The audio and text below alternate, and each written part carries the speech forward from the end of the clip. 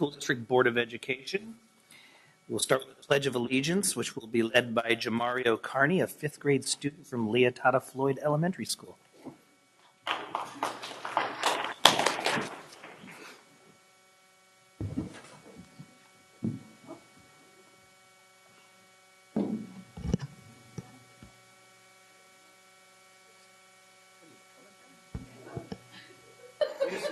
Yeah, don't put it in front of the camera.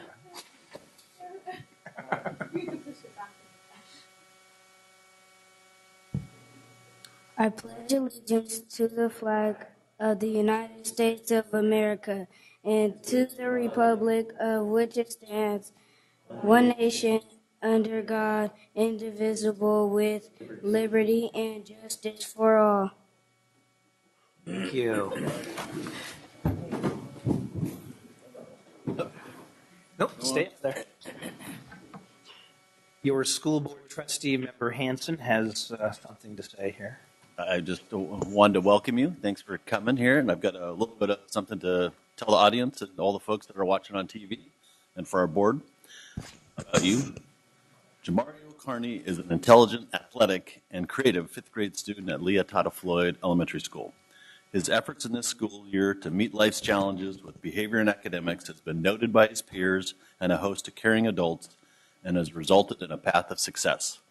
Most recently, Jamario has been named one of the Boys and Girls Club Students of the Year. Jamario is now a leader and a role model on campus and at home, and as a prime example of how determination to make good choices can result in very positive outcomes. Jamario is an exceptional athlete who enjoys playing baseball, basketball, soccer, and football. Football is his favorite sport, and Jamario hopes to attend either Oregon State or the University of Georgia to play football with the eventual hopes of playing in the NFL. His aspirations for success are deeply rooted in his academic pursuits. Science is his favorite subject in school, and maybe you'll go be a doctor too. Maybe you can add that to your list of accomplishments. And he enjoys the opportunity to engage in hands-on projects that expand his knowledge, such as recently being able to teach his peers about animal cells and how they make up an entire organism. His fifth grade teacher, Ms. LeMay, and his school site administrators have witnessed a dramatic improvement in your academic achievement and are committed to supporting your continuing success. In addition to playing sports, Jamario enjoys spending time with his 5 brothers and sisters, 3 of whom also attend Leotata Floyd. They enjoy watching movies together and reading chapter books on mysteries and sports.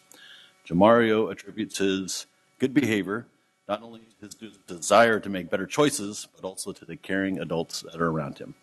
He gives credit to his mom, his stepdad, his teacher, site administrators, and his after-school director for being there to encourage and support him. When asked what would make his mom most proud, he said, "Clean my room." Good choice. That was a good choice. Always make your mom happy. The Sacramento City Unified School District is proud to recognize Jamario Carney as our stellar student.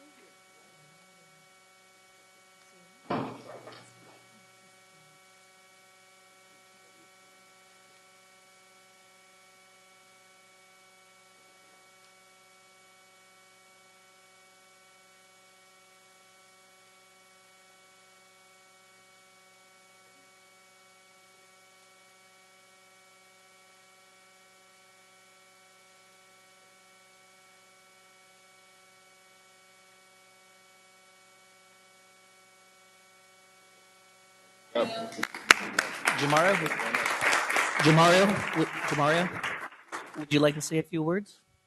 Would you like to say a few words? Thank you, and I'd like to keep up the hard work. Well, thank you very much, and I have one question. Jamario, is your room clean?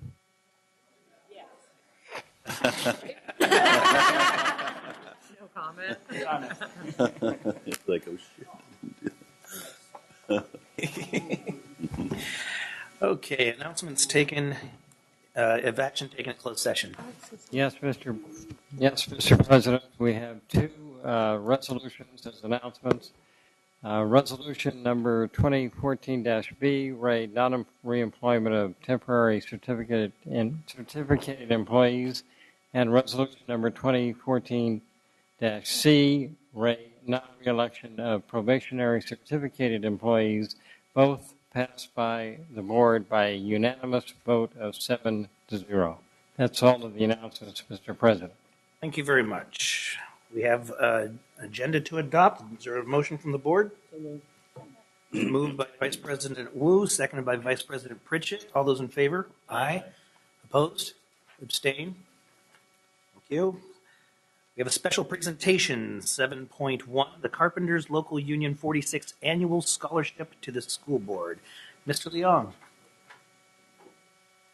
Always a pleasure to see someone bearing gifts and money. But my question is to you, Patrick, is your room clean? We'll just leave that alone. Well, good evening and thank you for having us here tonight. The Carpenters Scholarship was started back with Local 586 and several union general contractors back in the 1960s. Today, the Carpenters Local 46 from Sacramento proudly donates these funds to several school districts. We give away around $20,000 a year to school districts in Sacramento, San Joaquin, Yolo, Solano, and Contra Costa counties. We do give the most here, though. I don't know why. Today, I'm here to donate $5,000 to our Carpenters Local Union Scholarship Fund. I talked to, I emailed with Linda today. We have a balance. This will bring our balance to just over $31,000 that we have here with the school district. And this year, 2014, we will give away, again, 3 $1,000 scholarships. We mostly choose by financial need, their participation in the school district and the community. So we normally pick the middle of the road kids that wouldn't get a chance to go to college, so they can use this for a 2-year college. It's fine with us. And I mentioned her name. I want to thank Linda McNeil for always being there to help us make this such a smooth transaction. I've been working with her on these scholarships since 2007, and we've given out in this school district somewhere around 25 $1,000 scholarships. A little bit about my background. I just realized today, my father actually went and graduated from Sac High. So he was a product of this school district. I graduated from Kennedy. My kids graduated from Kennedy. Maybe that's why we give more money here. I don't know why. Part of it is our great relationship we have with the board members and our working relationship with the construction, which gives apprentices the opportunity. And I always have to say, whenever a student that doesn't want to go to college, this is the other 4-year program the apprenticeships have. And the day they join the Carpenter's Apprenticeship, they also sign up for college. You can get an AA if you take the basic classes. It's on their website, American River College, and it shows through apprenticeship. It shows how you get your AA. And there's several unions apprenticeships that have this. Most of them are 4-year programs. Ours, the Carpenters, we cover millmen, which is the finish work, acoustical ceilings above us, pile drivers for big buildings, millwrights, they do the technical machinery, the drywall metal studs on the sides of these walls and ceilings. So our program encompasses all that. And like I said, it's a 4-year program, college credits, life is good. Our workers get decent wages, health care, and pensions. And who do I give the check to?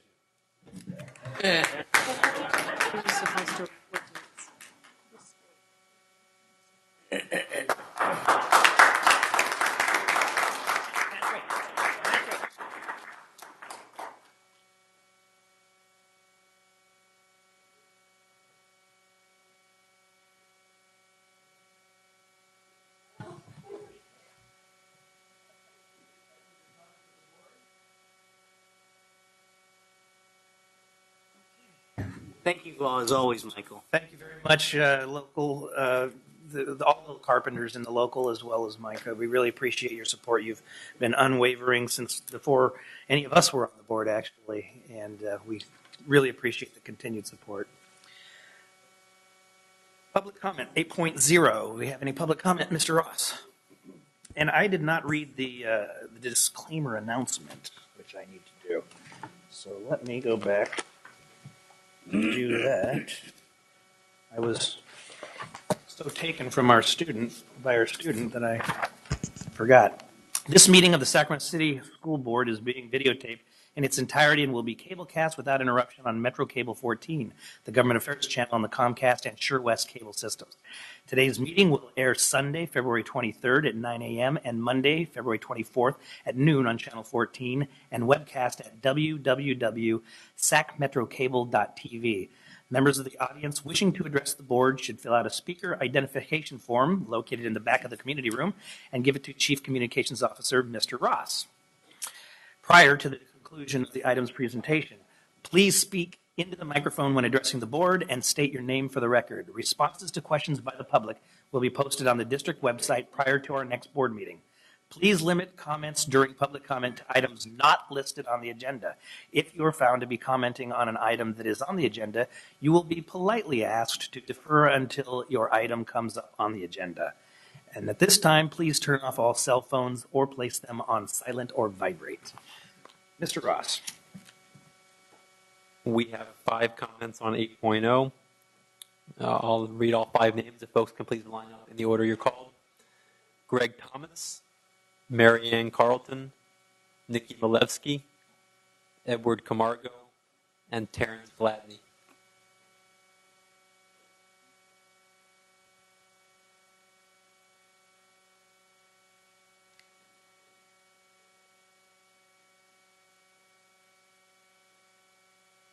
Those names again: Greg Thomas, Mary Ann Carlton, Nikki Malevsky, Edward Camargo, and Terrence Gladney.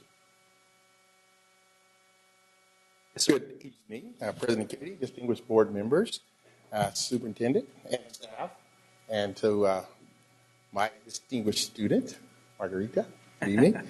My name is Greg Thomas, and I am, principal of West Campus High School, and I'm also the president of UPE, United Professional Educators, which represents 124 of our district's certificated supervisors, principals, assistant principals, other middle managers.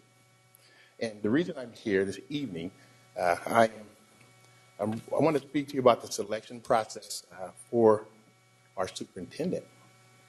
And it is our understanding that you have a mutually agreed upon contract with Dr. Noguchi, and this excludes her from applying for the position. And so, as a union president, we've received numerous phone calls from our membership, and they're really asking if there's a possibility that Ms. Noguchi could be considered as a candidate for the superintendent search that's upcoming. We did a survey for our membership, and over 65% of our members actually stated that they would like to see her considered as a candidate for superintendent during the search. So I'm not 100%, but I think a large representation of our membership. And so we respect the board's decisions and their choices and their searches, but we would like to see Dr. Noguchi considered as a candidate in this search.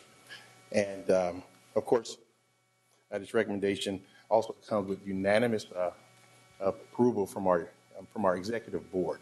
Okay, and if you've been talking to your administrative staff, hopefully, maybe they've shared with you.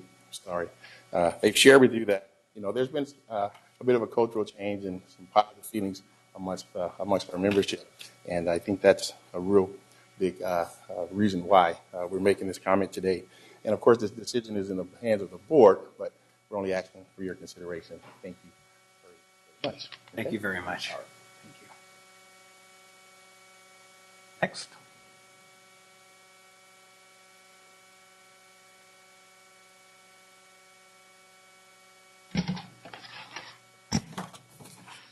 Good evening, Board. My name is Mary Ann Carlton, and this is Terry A. Richardson. I have a question. Is this body the governing board of the Sacramento City Unified School District? Okay. I have a question about pre-K transitional kindergarten enrollment. We tried to go online to enroll our granddaughter. Actually, my daughter-in-law did it. And it was rejected because she did not qualify for the age requirement that is now part of the 2015 school year, which is, according to California Education Code, as you probably well know, you have to be 5 by September 1st of the 2014-2015 school year. When we went on the web site, the Sacramento City Unified School District website, it did address this, but it didn't make any mention of Section 48,000, number B of the California Educational Code, which says that the child has the right to, the board may consider, I'd like to read it to you here right quickly if you don't know what it is. It says that the governing board, and that's why I asked if that's who you were, of a school district maintaining one or more kindergartens may, or on a case-by-case basis, admit a kindergarten, a child having attained the age of 5 years at any time during the school year with the approval of the parent or guardian, subject to the following conditions. And then it says the governing board determines that admittance is in the best interest of the child. To the parent or guardian is given information regarding the advantages and disadvantages and any other explanatory information about the effect of the early attendance. And then there was another one about receipt of apportionment, which I think refers to attendance, about transitional kindergarten. So my question to the board is this. With Section 48,000, letter B, we were told that on the phone that wouldn't apply, period. I called and talked to 5 different people, and they wouldn't even listen to me about this Section B. And the code clearly says that the board with a parent can make that decision. We have a grandchild that's going to turn 5 on September the 5th. School starts the 4th. She misses it by 4 days. And she has been in preschool. I am a retired teacher. I substitute taught K through 12, and I'm also a professor at Yuba Community College. I've retired. Ma'am, Yes. We limit to 2 minutes. Okay.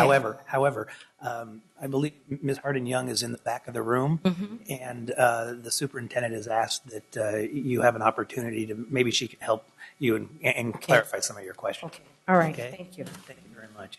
Thank you. Who is back here? Okay. Thank you.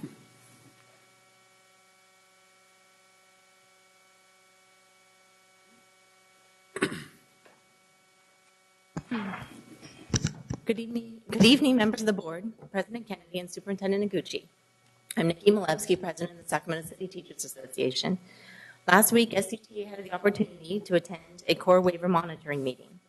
At this meeting, we witnessed nearly every member of upper-level management in this district present reams of paper and binders too numerous to count, all as evidence of the district's work towards compliance with the waiver.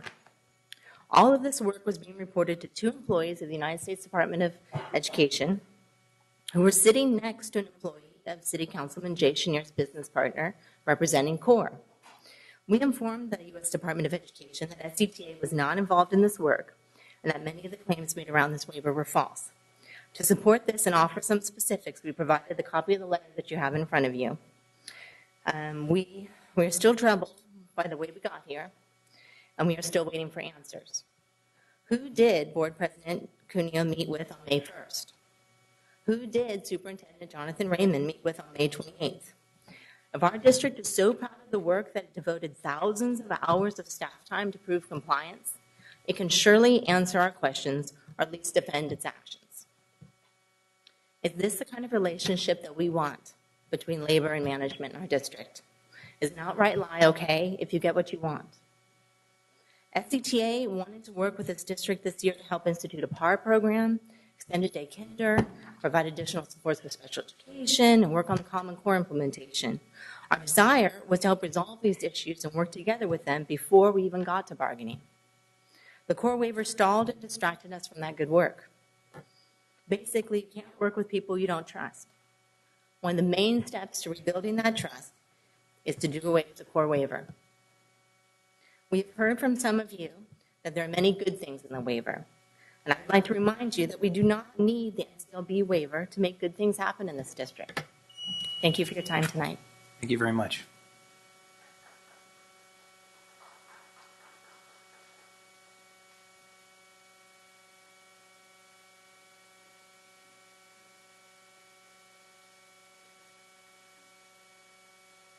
Both have 2 minutes. You both have cards in. Yes. Yes, sir. It's a collaborative. We're not yielding time. Gotcha. Okay. All right. Thank you. Good evening. My name is Terrence Gladney. I'm president of Sacramento Council of PTAs. Edward Camargo, I'm the DAC second vice president, and I'm also the LCAP committee chairperson. Tonight, we're jointly standing together and presenting, along with a bunch of other stakeholders from across the district. On February 12th, a bunch of stakeholders who had endured some of the district's LCFF and LCAP meetings felt that our responsibility was to be proactive and try to reshape the conversation. And we did so on February 12th. We met for a couple of hours and got a lot of work done, got a lot of feedback generated from we stakeholders who are closest to our children, the ones we're trying to serve. We did have students at the meeting. We had an administrator. We had board member Hanson. Thank you for coming. We had myself and Edward, teachers union representation. So we had a great cross-section of what our district looks like closest to kids. While we do recognize that a lot of work has been done around the LCFF process and the meeting process, and we would like to highlight that, more data was provided at the last LCAP meeting. We felt that there was a lot more two-way communication between the people who were documenting the feedback of attendees at the last LCAP meeting.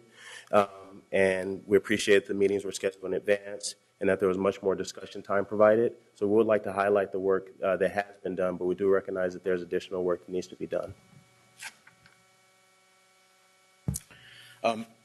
Some of the things that the stakeholders all came up with was a couple of different ideas and a couple of sections that needed to be addressed. One is it is really important to define that what the membership is when we're told, or when it is whoever shows up is actually just told, hey, you're the committee. And it's kind of disheartening there, and kind of not giving a fair chance to any of the parents. You had to be kind of invited to the meeting, so we wanted to make sure that more parents would get involved. The LCFF law states that district-level advisory committees and district-level English language advisory committees are the ones that can be tapped into and utilized for the committee, but it seems like there's a vagueness about the composition of the committee. So, we'd like that to be addressed a little bit better. Before the meetings, it'd be nice if we sent out some of the material, questions and answers, agendas, discussion items, information that will be presented via email to committee members so we can be prepared. We can do some more research, come in with some very good questions, and have that information available. We also want data to understand thinking and evaluate programs and identify some needs. So again, so we can come more prepared. We also want to be more engaged by forward thinking. Not just have the information given to us at the meeting, kind of dumped on when we get there. Not enough time for us to be able to read all the material. Kind of during the meeting, we'd like to use standard meeting protocols with timekeepers, allow committee members to establish their own rules. If it is a committee, we like it to be a committee. We want Sac City Unified School District to recognize our level of parent involvement. Examples: have meetings that are appropriate to our level, share information with enough lead time, and then send the slides out in advance. The same for the teachers. We did get some feedback. They don't want to experience the same thing going through two 6-hour meetings and have the same information presented at both. Kind of connect with the achievement gap with the LCAP. Kind of put those together. I'm almost done. Thank you. As far as some local action that that can be done. Engage parents at back to school night. Small PowerPoint presentation of LCF, what it's about. You know, we have parents sitting there when we have back to school night. Perfect opportunity to get them all together, give them a quick display of what it is, invite them to the meetings, and get them more involved. Thank you very much. We really appreciate the feedback. And we are dedicated to continue this process. So we're trying to engage more of the stakeholders closer to the kids, and we're looking forward to again working with Dr. Noguchi. She did offer to help us, but the timeline didn't fit. So hopefully the offer still stands, and we'll be willing to work beside everybody at the district. Thank you. Thank you very much. That's it. Okay. 9 President point. Kennedy, I did have a question for the group. Okay, careful. Remember, it's not on the agenda. Yeah, no, I just need a question of clarity. Okay. Yeah, so whoever you're to. Keep in mind, we have a board member with a question, but keep in mind there's not going to be a lot of discussion because it's not on the agenda. In your comment, you mentioned that there was no prior, distribution of the materials. It is on the website, so is this the fact that we put it out on the website before the LCAP meetings? We've been posting materials from the sites on the website, but to the points of the gentleman and the group that came up, it's great feedback to consider directly emailing the participants and the invitees the materials ahead of time. So we've taken the feedback, and I appreciate the comments on the movement in the last meeting. We've been continually working, taking feedback from the process, and in subsequent meetings, we're absolutely going to take that feedback under consideration. So there is lots of material from the meetings on the website. We haven't yet sent it out directly to folks as it's suggested, but it's great input. So do you feel that that's going to make it better? It would make it a lot better if we get it in advance. Like for me personally, if I get material that I know I'm going to go to a meeting about, I'm going to do some research and I'm going to come up with some good questions. How many days in advance? I think when we look at our role and responsibilities as parent leaders, DAC has to have the agenda out 72 hours in advance. So I don't think it's too much to ask for 72 hours, on the other side. Okay, thank you. Thank you. Any other questions? No, you're far too reasonable. Thank you. 9.0 consent agenda. Is there a motion for the consent agenda? Moved by Member Wu to approve, seconded by Vice President Pritchett. All those in favor? But just Aye. discussion. Pardon me? Yes? Sorry. I'm already breaking your request. But 9.1G, I do want to be able to pull that out for discussion before we vote on it. It's the prerogative of any board member to do so, so we will pull that and move that to 10.6. Or can't we just discuss it and then vote on it right after we vote on consent? Or do we have to move it to? No, if we're going to pull it, we're going to pull it. Okay. So, and just for future, when we're at 6.0 and we have agenda adoption, maybe that's a good time to pull things. I apologize. I just remembered. Thank you. So we will pull 9.1G, which will now become 10.6. Other than that, are there any changes to the consent agenda? Is there a motion for the amended consent agenda? Moved by Vice President Wu and seconded by Vice President Pritchett. All those in favor? Aye. Opposed? Abstain? Thank you very much.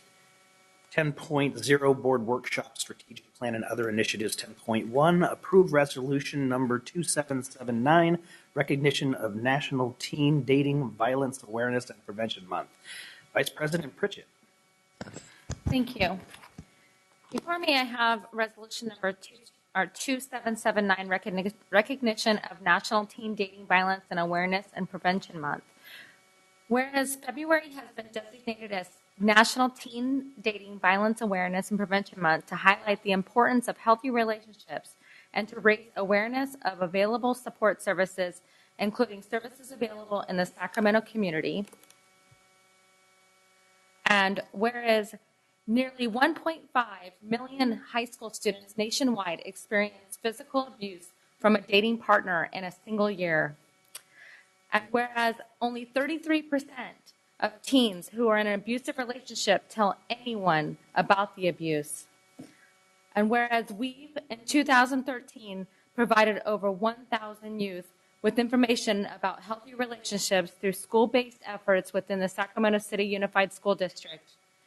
Now, therefore, before it is resolved, the Sacramento City Unified School District Board of Education does hereby recognize February 2014 as National Teen Dating Violence Awareness and Prevention Month and supports the important work and services provided by WEAVE and similar organizations throughout the nation.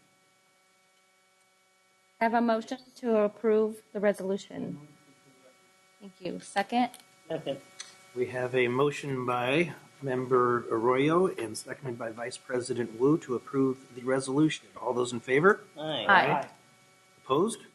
Abstain? Approved. Wait. Is there somebody from the, Yes, the audience? Michael Minnick. We can. Michael Minnick's here from WEAVE. If Vice President Pritchett would like to present the resolution, state who you are, who you represent. Hello, my name is Michael Minnick. I'm the Prevention Education Manager at WEAVE. Our agency supports survivors of domestic violence and sexual assault. I really appreciate the recognition for Teen Dating Violence Awareness and Prevention Month. We're really proud of the work that we're doing. We have a consistent presence at Hiram Johnson High School, West Campus High School, and Wilsey Wood Middle School, as well as we're out doing workshops at many of the other schools here in this district and others. It's really important to us, and we're really proud of the work we're doing. But the reason we can do it is because this district has been very supportive of the work we're doing and allows us to have access to students both in the classroom and at lunch, where we can have groups. We have a young men's group at one school. We have co-ed groups looking at teen dating violence and healthy relationships, where we're building these young leaders in our movement. So young people are spreading the word to their peers about the kind of work that we're doing and how to stay safe. And so we really appreciate all the support that we've gotten from the district over the years that we've been providing services. And just real quick, sorry, let me just stand in there. I had Mr. Ross pass you guys out. This is one of our new infographics that we're using to kind of promote some of the information out there. It's just information on dating violence and what is healthy versus unhealthy, and then some statistics. And so we're using some of this information to get the word out to parents, students, and other folks in the community. So I appreciate your support. Get a photo over here of our house photographer, chief bottle washer.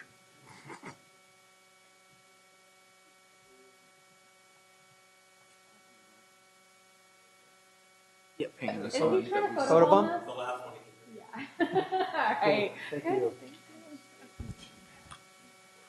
Thank you very much, Mr. Minnigan, for the work that you guys do. Did we ever communicate that? Yeah, we did. 10.2, approve resolutions. We have two resolutions here we're going to approve. One is number 2, or we are going to vote on. One is number 2780 and resolution 2781.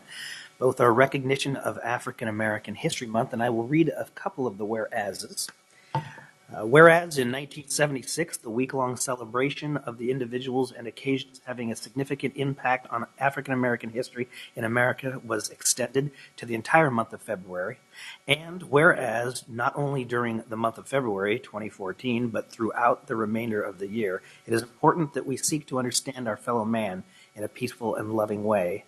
And whereas President Barack Obama proclaimed February 2014 as National African American History Month, and called upon public officials, educators, librarians, and all the peoples of the United States to observe this month with appropriate programs, ceremonies, and activities. Now, therefore, be it resolved that the Sacramento City Unified School District Board of Education has hereby recognized February 2014 as African American History Month and supports the important work and services provided by Sacramento Black Parallel School Board and similar organizations throughout the nation. That is resolution number 2780. We will take them both separately. Is there a motion to approve? So moved. Second. Moved by Member Arroyo, seconded by Vice President Wu. All those in favor? Aye. Opposed? Abstain? Next, we will address resolution number 2781. It's also recognition of National African American History Month.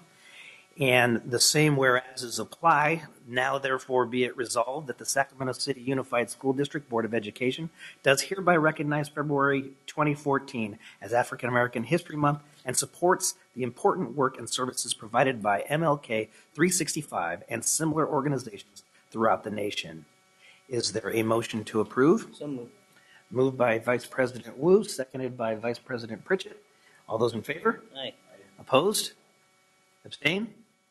Both resolutions have been adopted by the Board of Education. Is there somebody here from each organization that would like to come up and say a few words? And then Vice President Wu will help me deliver the actual resolutions.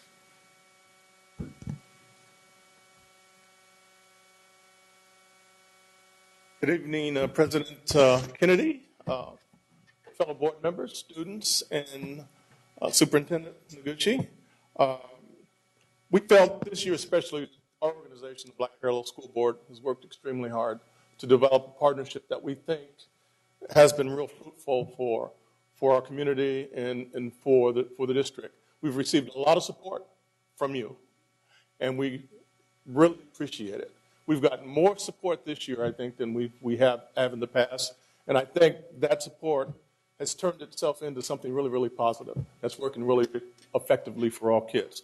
I should have said my name is Darrell White at the very beginning, and I also should have said that I am chair of the Black Parallel School Board. And again, I appreciate the resolution, and it pumps me up and it keeps me going and energizes me to continue to work. Thank you. Thank you for your work. Stay up here, Darrell. Yeah, stay up here, Darrell. Okay, I want you to say something about this, too. On behalf of MLK 365. You are? I'm getting to that. Old smug guy, doesn't I? I am Sam Starks. Thank you. I am the president of MLK 365, an heir of a 33-year history. And in the last 10 years, we've gone from one day to a 365-day mission. And so we are very grateful that you have recognized Black History Month. We realize that our efforts are beyond race and class, gender, and the work that Dr. King did those many years ago and those who stood by him transcended class, gender, race, and so forth. And so on their behalf and the 28,000 that walk with us each year, we'd like to thank you for this honor. I would be remiss not to take advantage of this opportunity in light of the work, the many miles still to go that we have to do. That and if I'm stealing your thunder there, Pat, beat me up later, okay, that the 25th Annual Northern California African American Young Male Conference will happen this Saturday, February 22nd, 2014, from 7:30 a.m. in the morning to 3 p.m. And I've had the honor and chance to go and see Darrell and the 100 Black Men, I think, also. It's their event, and they do such a wonderful job. And there's 300 or so young people out there. It's just an impactful day, and I certainly would extend on their behalf an invitation to the board to come and be a part. Thank you very much. Let's get into the resolutions here.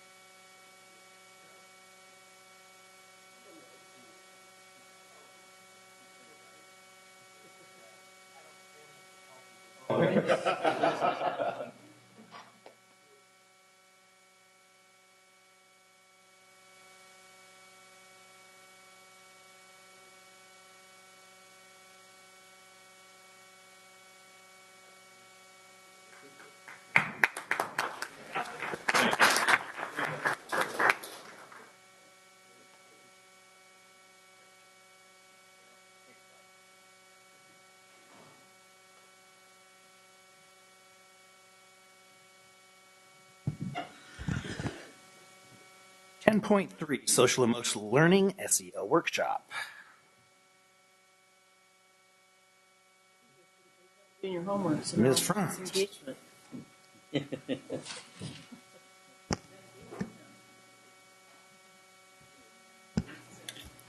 Good afternoon. My name is Kua Franz. I'm the Chief of Staff, currently overseeing the Office of Innovation. Our Office of Innovation designs, develops, and implements our strategic plan, and we look at initiatives that impact the entire district.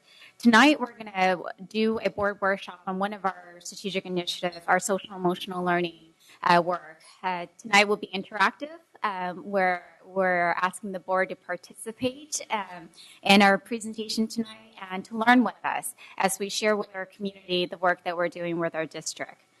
I would like to introduce Marcy Lee. All of you know her. She's the director of our social emotional learning effort. I am especially happy to have her on our team. She comes with 10 years of experience as our assistant principal at Luther Burbank, which I graduated from, so very proud alumni at Luther Burbank. She also taught fourth grade at Mark Hopkins, which I love because I also graduated or was promoted at Mark Hopkins. So very excited to have a lot of site perspective as we move this work to our site. So I'm happy to introduce Ms. Lee and have her walk us through our workshop tonight. Good evening, Board President Kennedy, members of the board, and Superintendent Noguchi.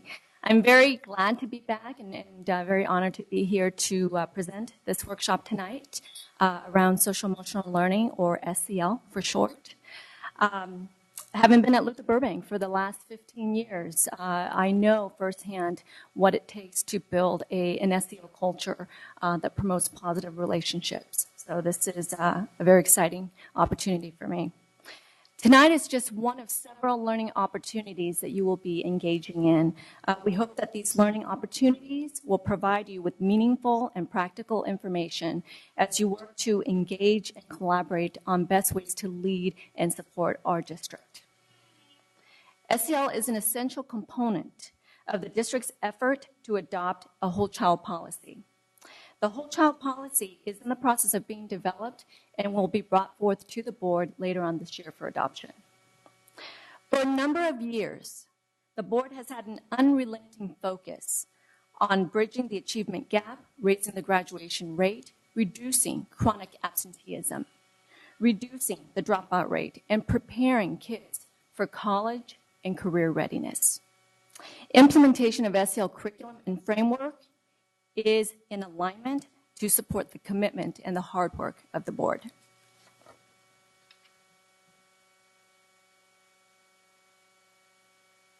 Clicker's not working.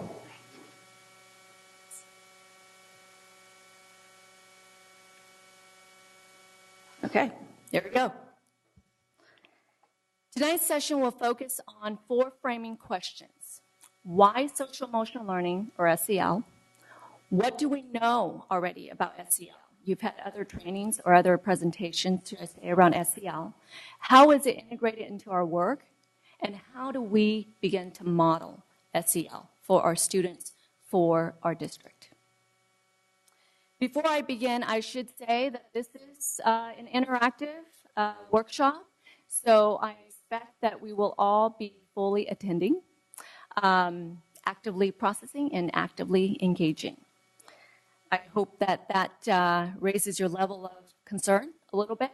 A little anxiety is always good for learning, right?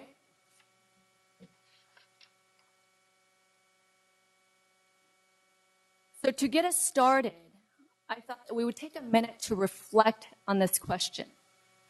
What skills and qualities do we most want for our children, for our students?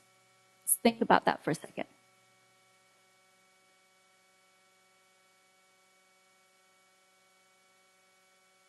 Any thoughts?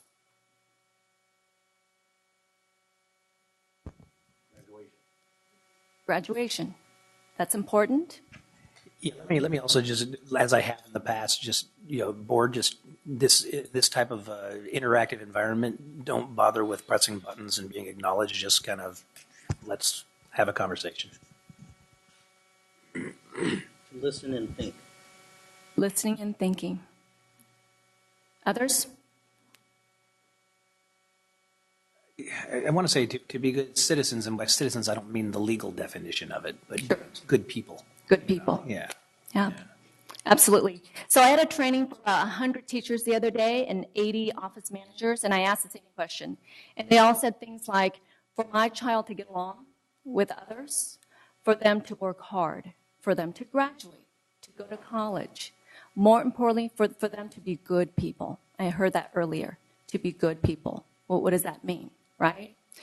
So I bet if I asked other parents, I bet if I asked another 100 teachers, they'd say more or less the same thing, right? Life skills, skills that can help our students and our children navigate the many difficulties and challenges and obstacles that will come their way, that they will encounter, whether it's in a classroom here in Sac City, or in a classroom in college, or in their work life, or personal relationships, right?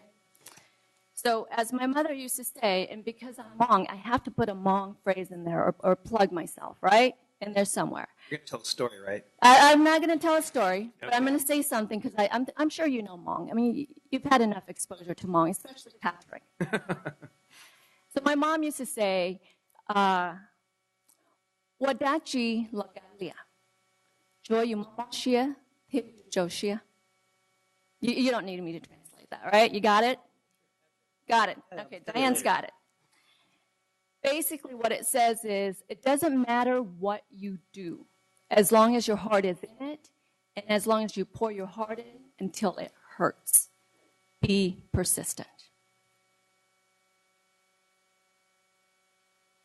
Okay, so the Conference Board, in collaboration with the Partnership for 21st Century Skills, conducted a national survey of workforce managers across the United States to ascertain as the kinds of essential skills that graduates from college and high school will need to have to be successful in their jobs. And this is what they came up with. It's not broken down into any particular order or preference. It's categorized into academic and SEL or applied skills. What do you think were the 5 top preferred skills for the 21st century? Teamwork and collaboration. Teamwork and collaboration. Critical thinking. Anyone else? Creativity. Creativity. Mine. Ethics, social responsibility. Ethics, social responsibility. Okay. Well, let's find out and see what they have. Reading comprehension. Oral communications. Teamwork, collaboration. Someone said that. Professionalism, work ethic. I think I heard that. Ethics, social responsibility. What do you notice? What's the pattern? SEL. SEL makes up 4 of the top 5 preferred skills for the 21st century. Academics is still important, but we want people to be responsible. We want people to show up for work, to make good, sound, ethical decisions.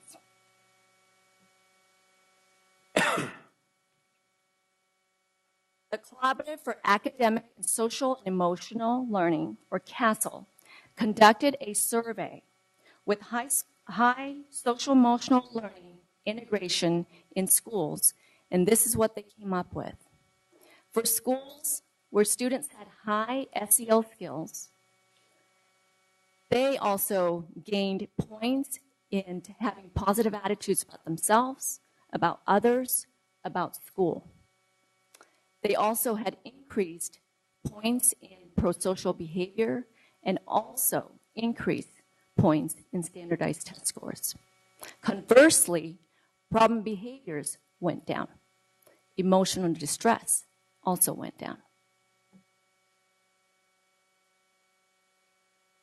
Back to the local level, the work that we've been doing in our district. This is what some of our students and teachers are saying about social emotional learning. A student at Cal Middle School says SICK, which stands for Safe, Integrity, Courtesy, is the credo that we live by. It's just about what we do here at school. It's about who we are as a people. It's embedded in us. It's how we live, right? Teacher says, I will be using this a lot in my class. Keep this thing going. It refocused my resolve to explicitly teach this to my caseload. Model first. This reminded me to be mindful of how SEL is implemented in my life. Important stuff.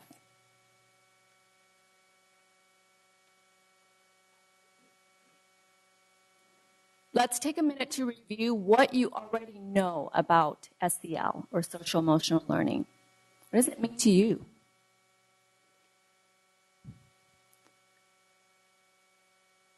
To me, it's less of what is learned, but more of how it's learned and how it is carried out within the child's behavior in life. Okay. Less about what it is and more about the how. Yeah. Yeah. Anyone else? Remember, this is a conversation. Also an appreciation for others around you, the environment, people that you interact and engage with. It's not all about yourself. Sure. There's a big, big world out there, and we're just a small dot. Social connections. Other thoughts? Understanding your own emotions and self-reflection, being able to be self-aware. Sure. Self-awareness, understanding, managing your emotions. Okay? So, part of a systemic implementation is using common language and common messaging. You all gave great definitions. We're going to sort of bring all that together into a common language. So we've adopted the CASEL definition, which is the consultant group that we are working with through this grant. So what they have is that social and emotional learning, or SEL, provides the structure and process for adults and students to develop fundamental emotional and social competencies and experiences to understand and manage emotions, I think that was said, set and achieve positive goals, feel and show empathy for others, establish and maintain positive relationships, make responsible decisions.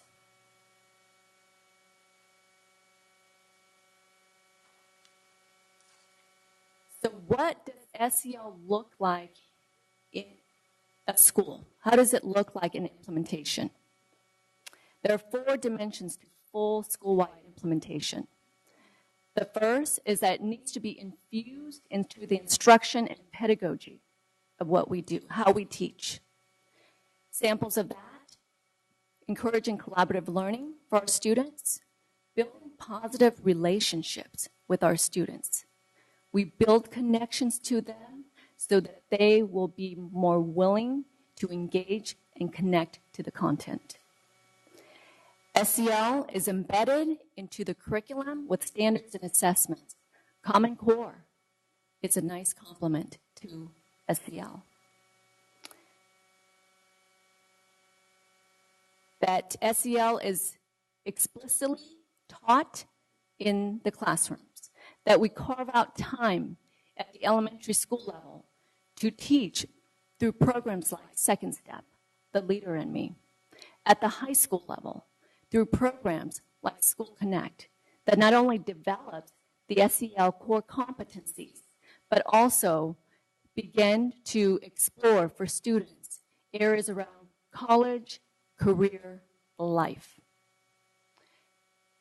4th dimension, that SEL is practiced beyond the classroom and into the climate and the culture of a school through programs like Restorative Justice, Safe Schools Ambassadors, home visits, linked learning, beginning to engage our community in our journey as well. So just to review, we are in our 2nd year of a 3-year grant implementation. Each year we get $250,000 for a total of $750,000 $100,000. Last year we started with 4 schools. This year we're supposed to have 16. We actually have 26 schools currently. Next year we will be expanding it to include more schools across the district.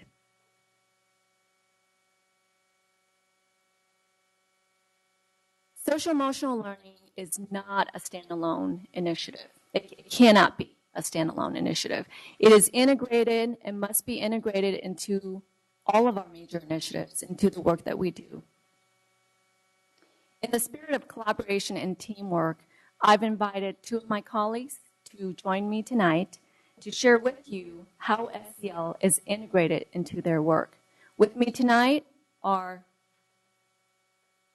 behind me, the Acting Director for Strategic Initiatives, Yu-Ling Lee, and Assistant Superintendent Penny Schwinn, who will speak to the integration of SEL into their work.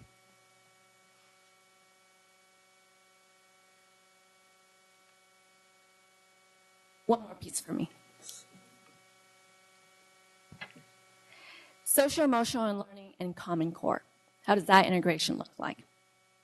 Social emotional learning and Common Core are intrinsically connected. The Common Core Standards, or CCSS, calls for students to think critically, solve complex problems, communicate effectively, and work collaboratively as outlined in the Standards for Mathematical Practice and the ELA College Career Capacities, which are the habits of mind students must internalize and demonstrate. Through these habits of mind, students are better able to command and master the content standards. Many of the 5 core competencies are very much aligned with the expectations of Common Core. For example, when Common Core calls for students to make sense of problems and persevere in solving them, the corresponding SEL skills needed are self-efficacy, believing in your abilities, seeking help, perseverance. When Common Core calls for students to construct viable arguments and critique the reasoning of others, corresponding SEL skills are listening to others, respecting different perspectives, communicating ideas, and seeking clarification from others. And now, Yu-Ling. Good evening, Board President Kennedy, Dr. Noguchi, and members of the board. My name is Yu-Ling Lee. I'm a doctoral student from Harvard, doing my residency in the district, acting as a director of strategic initiatives supporting the waiver work and the social emotional learning work. As you know, the district has been talking about moving beyond one test for one day as a way of gauging student learning. We want multiple measures to support the whole child. Through the NCLB waiver, the district's intent for change is to eliminate disparity and disproportionality across academic, social, emotional, and cultural and climate domains. Here in this School Quality Improvement Index, which is the new accountability system through the waiver, you see that academics would be weighted at 60%, social emotional would be at 20%, and culture and climate at 20%.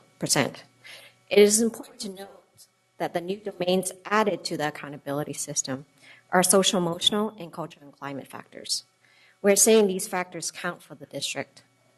As we think about the social emotional learning effort, or SEL effort, we will see that our SEL work not only feeds into the social emotional learning domain, but also impact the culture and climate. Furthermore, as mentioned earlier, the social emotional learning should be reflected in our Common Core work as well. As a result, social emotional learning support should also impact achievement rates, persistence rates, growth rates, graduation rates, all in the academic domain. Thus, social emotional learning is actually a support mechanism to driving potentially transformational change across the board through this index across the district.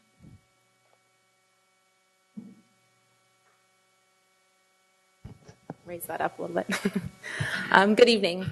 So you will learn more about the Guide to Success in an upcoming board meeting, but social emotional learning is reflected in two different pillars. In the first pillar, in engagement in the center, you'll see that we're measuring social emotional learning on the 5 indicators, and that will be explicitly called out in the Guide to Success. Further, we understand how the importance of social emotional learning lies within how it integrates into the curriculum and daily operations. So on the very left-hand side under career and college readiness, you'll see the graduate student profile, or what we're also calling the student guide to success. And in that, it's where the Common Core State Standards and social emotional learning standards will overlap into one document. So we'll explicitly call it out there. But again, you'll hear more about this at the April 20th board meeting.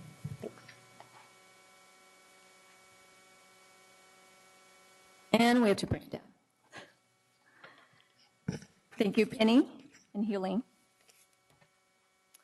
So why is SEL important to our work, and how do we begin to model SEL for our students, again, for our district? We have a video that's going to help us think through that.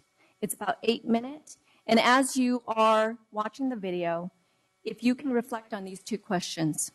Why are relationships important to learning, and how do we cultivate positive relationships? It's about 8 minutes.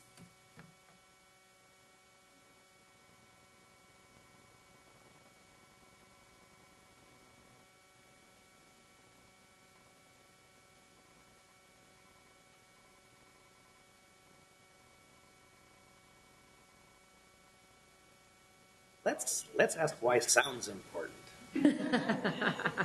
Can't you read lips?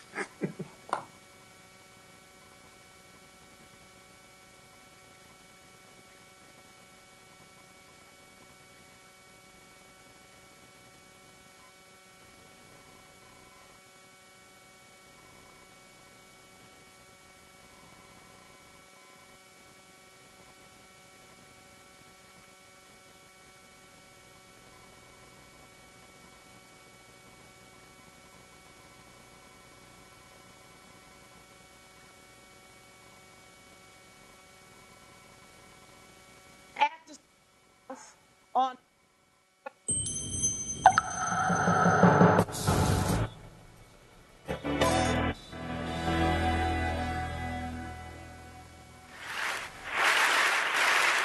Now there will be a test, so pay attention. I have spent my entire life either at the schoolhouse, on the way to the schoolhouse, or talking about what happens in the schoolhouse. Both my parents were educators. My maternal grandparents were educators. And for the past 40 years, I've done the same thing. And so needless to say, over those years, I've had a chance to look at education reform from a lot of perspectives. Some of those reforms have been good. Some of them have been not so good. And we know why kids drop out. We know why kids don't learn. It's either poverty, low attendance, negative peer influences. We know why. But one of the things that we never discuss, or we rarely discuss, is the value and importance of human connection. Relationships. James Comer says that no significant learning can occur without a significant relationship. George Washington Carver says all learning is understanding relationships. Everyone in this room has been affected by a teacher or an adult. For years, I have watched people teach. I have looked at the best, and I've looked at some of the worst. A colleague said to me one time, they don't pay me to like the kids. They pay me to teach a lesson. The kids should learn it. I should teach it. They should learn it. Case closed. Well, I said to her, you know, kids don't learn from people they don't like.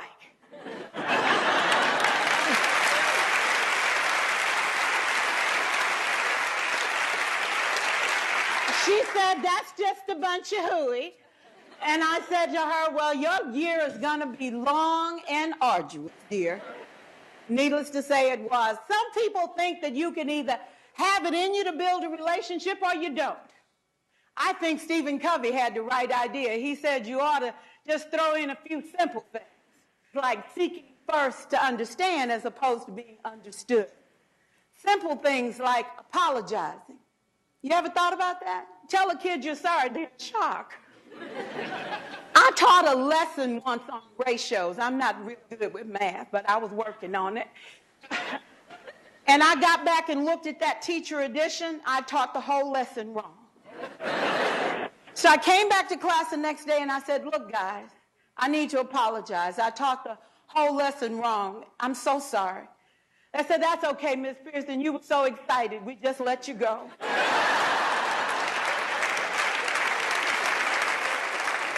I have had classes that were so low, so academically deficient that I cried. I wondered, how am I going to take this group in 9 months from where they are to where they need to be? And it was difficult. It was awfully hard. How do I raise the self-esteem of a child and his academic achievement at the same time? One year I came up with a bright idea. I told all my students, you were chosen to be in my class. Because I am the best teacher and you are the best students, they put us all together so we could show everybody else how to do it. One of the students said, really? I said, really? We have to show the other classes how to do it. So when we walk down the hall, people will notice us. So you can't make noise, you just have to strut. And I gave him a saying to say, I am somebody. I was somebody when I came. I'll be a better somebody when I leave. I am powerful and I am strong. I deserve the education that I get here. I have things to do, people to impress, and places to go. And they said, yeah. You say it long enough, it starts to be a part of you. And so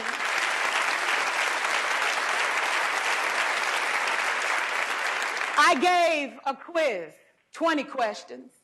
Student missed 18. I put a +2 on this paper and a big smiley face. He said, Miss Pearson, is this an F? I said, yeah. He said, then why'd you put a smiley face? I said, because you on the roll. You got 2 right, you didn't miss them all. I said, and when we review this, won't you do better? He said, yes, ma'am, I can do better. You see, -18 sucks all the life out of you. +2 said, I ain't all bad.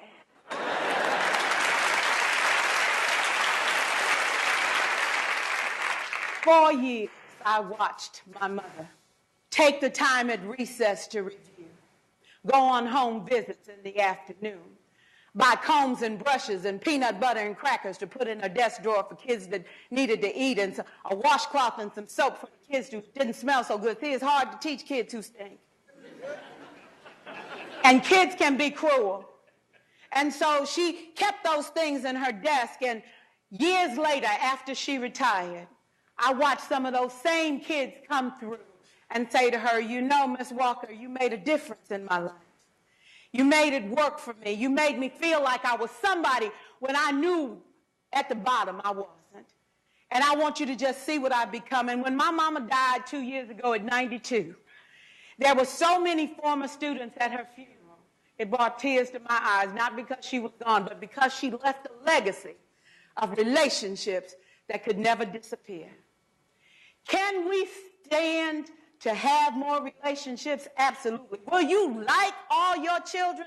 Of course not. And you know your toughest kids are never absent. Never. You won't like them all, and the tough ones show up for a reason. It's the connection. It's the relationships. And while you won't like them all, the key is they can never, ever know it. So teachers become great actors and great actresses, and we come to work when we don't feel like it, and we listen to policy that doesn't make sense, and we teach anyway. We teach anyway because that's what we do. Teaching and learning should bring joy. How powerful would our world be if we had kids who were not afraid to take risks, who were not afraid to think, and who had a champion? Every child deserves a champion, an adult who will never give up on them, who understands the power of connection and insists that they become the best that they can possibly be. Is this job tough? You betcha. Oh, God, you betcha. But it is not impossible We can do this. We're educators. We're born to make a difference. Thank you so much.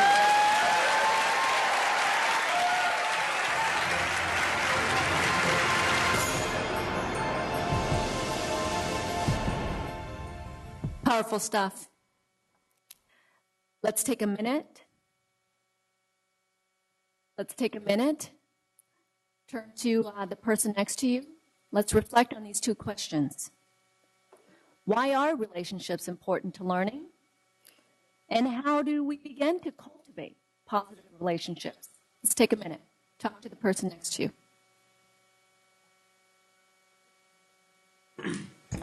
Just for clarification, so when we're asking, why are relationships important to learning, relationships between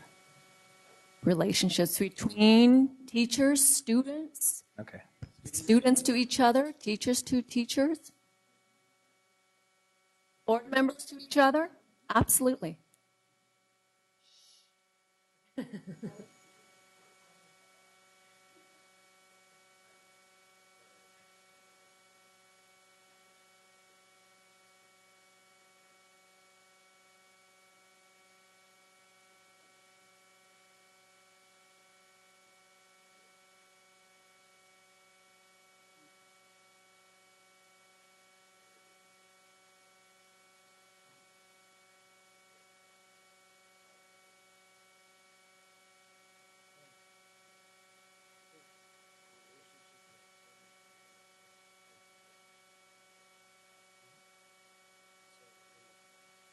Okay.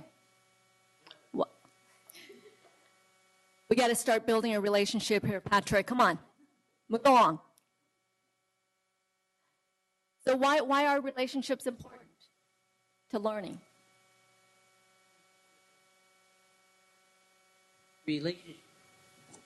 Relationships are important to learning because relationships are important in life. And it begins in the classroom, it begins at home. And it prepares the student for life outside of school. And if you never learn to create relationships, you will always be angry. Absolutely. I think coming at it from a teacher to student relationship, because there has to be a level of trust. The student has to believe that the teacher believes in the student, and the teacher truly believes that the student can succeed. Without that, a student won't learn. And you can't do that without a strong relationship. Sure. They need to like you, to learn from you. Yeah, that was, yeah.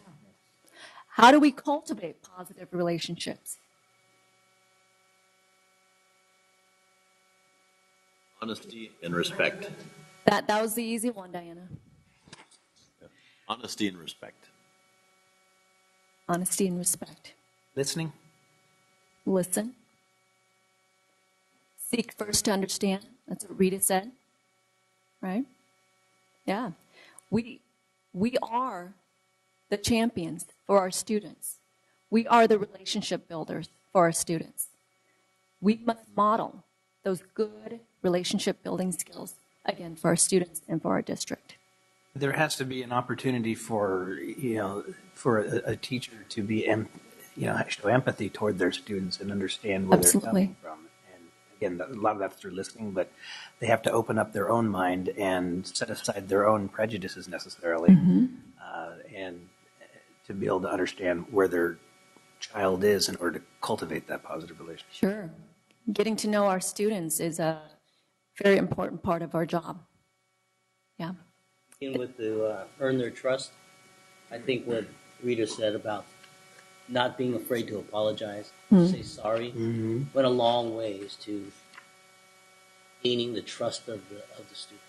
Sure. Humility is very important in our work. Sometimes we forget that.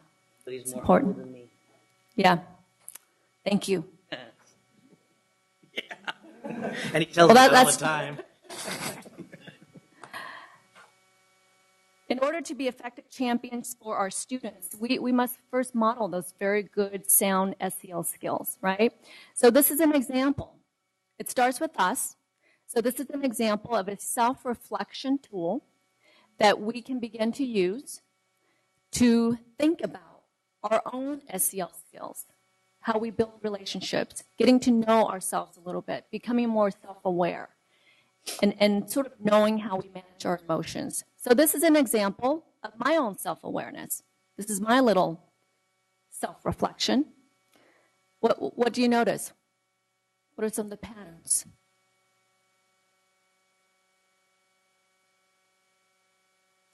I'm self-aware enough to know that while sometimes I'm fairly optimistic and have a decent amount of confidence, that sometimes I'm not as accurate in how I perceive my skills, right? And or sometimes my emotional self-awareness isn't quite there. You know, I had a recent conversation with my husband about climbing Mount Everest. I said, you know, wouldn't that be fun? Wouldn't it be fun to just go and just do it? And he said, are you crazy? Do you know how many people have died on Mount Everest? I said, well, that might be kind of fun. Again, optimism, confidence, but probably not realistic for me.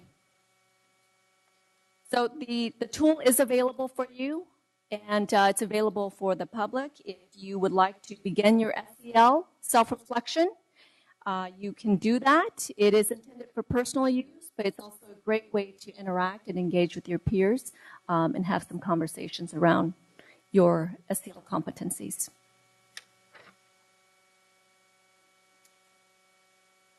So coming down to the end here, what happens when a district makes social and emotional development and well-being a priority? Imagine when that happens, what you might see in the classrooms. How do the adults interact with each other and with kids? What do you see in district offices and in the community? Let's think about that for a second. Turn to your partner and let's reflect.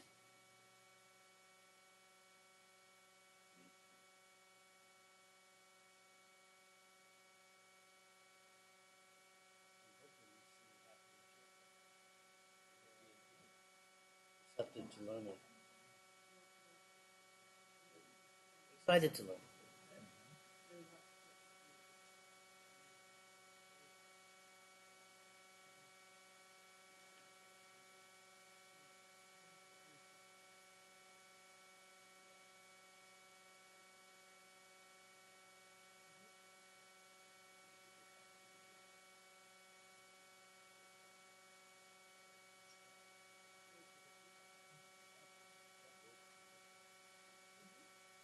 Thank you for helping us. Yeah,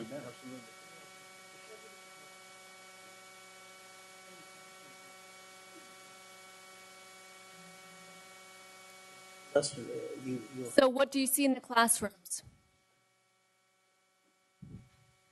When you go to the school sites and walk into a classroom, what might you see? Engaged students. Engaged students. Okay, what else?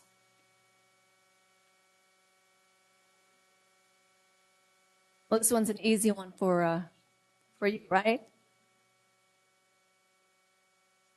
A crib from Melba Rodriguez. You see, I guess, students who are comfortable expressing opinions, who feel that the classroom is a safe space, and there's kind of a diversity of voices. Okay, great. I'd like to add on to that.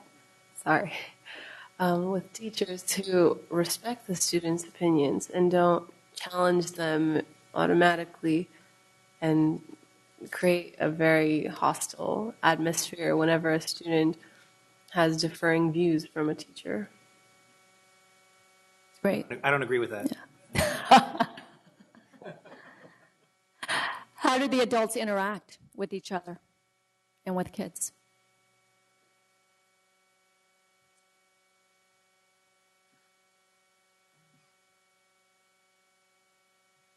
More from a level playing field than a dictatorial top to down. I mean, you're still the teacher, but you're opening up to their ideas rather than just, this is how it is. Mm-hmm.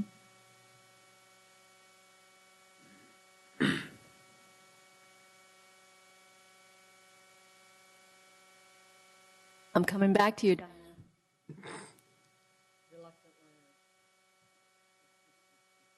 Whole class processing. I've been quiet because I have small children, so, and I've seen really great interactions in the class and in school sites. So I think I'd like to hear from other board members that don't have children in the district, and they don't.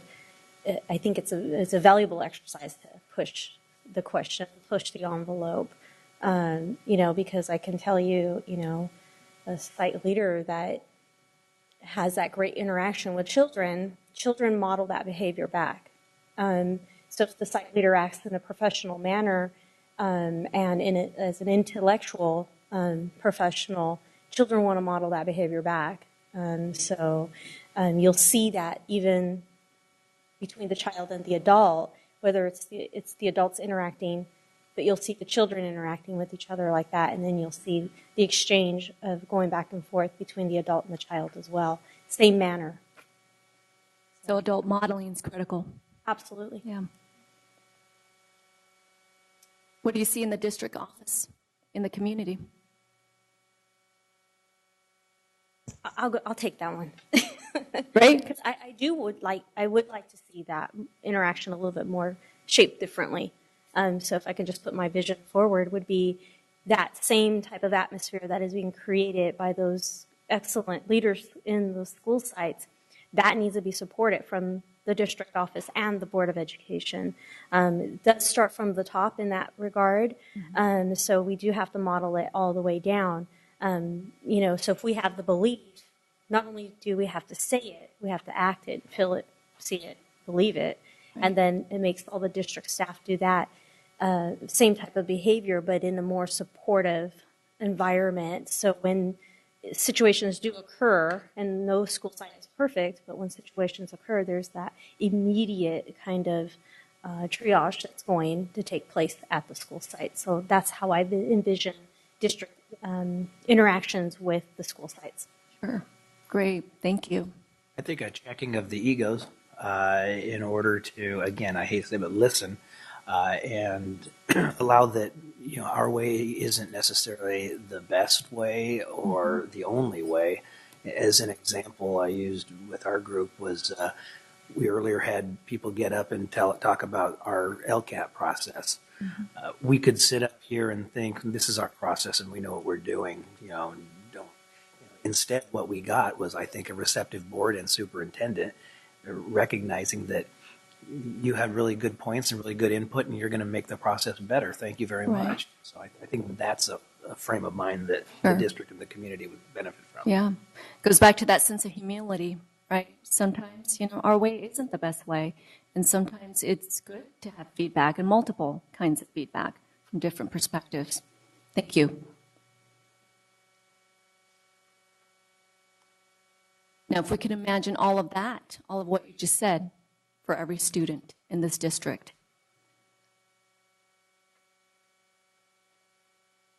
So to conclude, thank you for your participation, engagement, and certainly your focused leadership. As we endeavor to teach our students core academic skills, we must also teach and endeavor to reinforce those social, emotional skills in the schools. Social skills are needed because we are interconnected. We are in relationships with each other, whether it be student to student, student to teacher, teacher to site leader, site leaders to district, district to the board, board to the community. We are all interconnected. Emotional skills are needed because our capacity to learn can be hindered by our inability to be aware and our inability to manage our emotions. When we're angry, when we're frustrated, it's a little bit more difficult to process and learn. Learning skills are important because, after all, that is the foundational reason we send our kids to school. All three are equally critical as far as school, career, college, and certainly life success.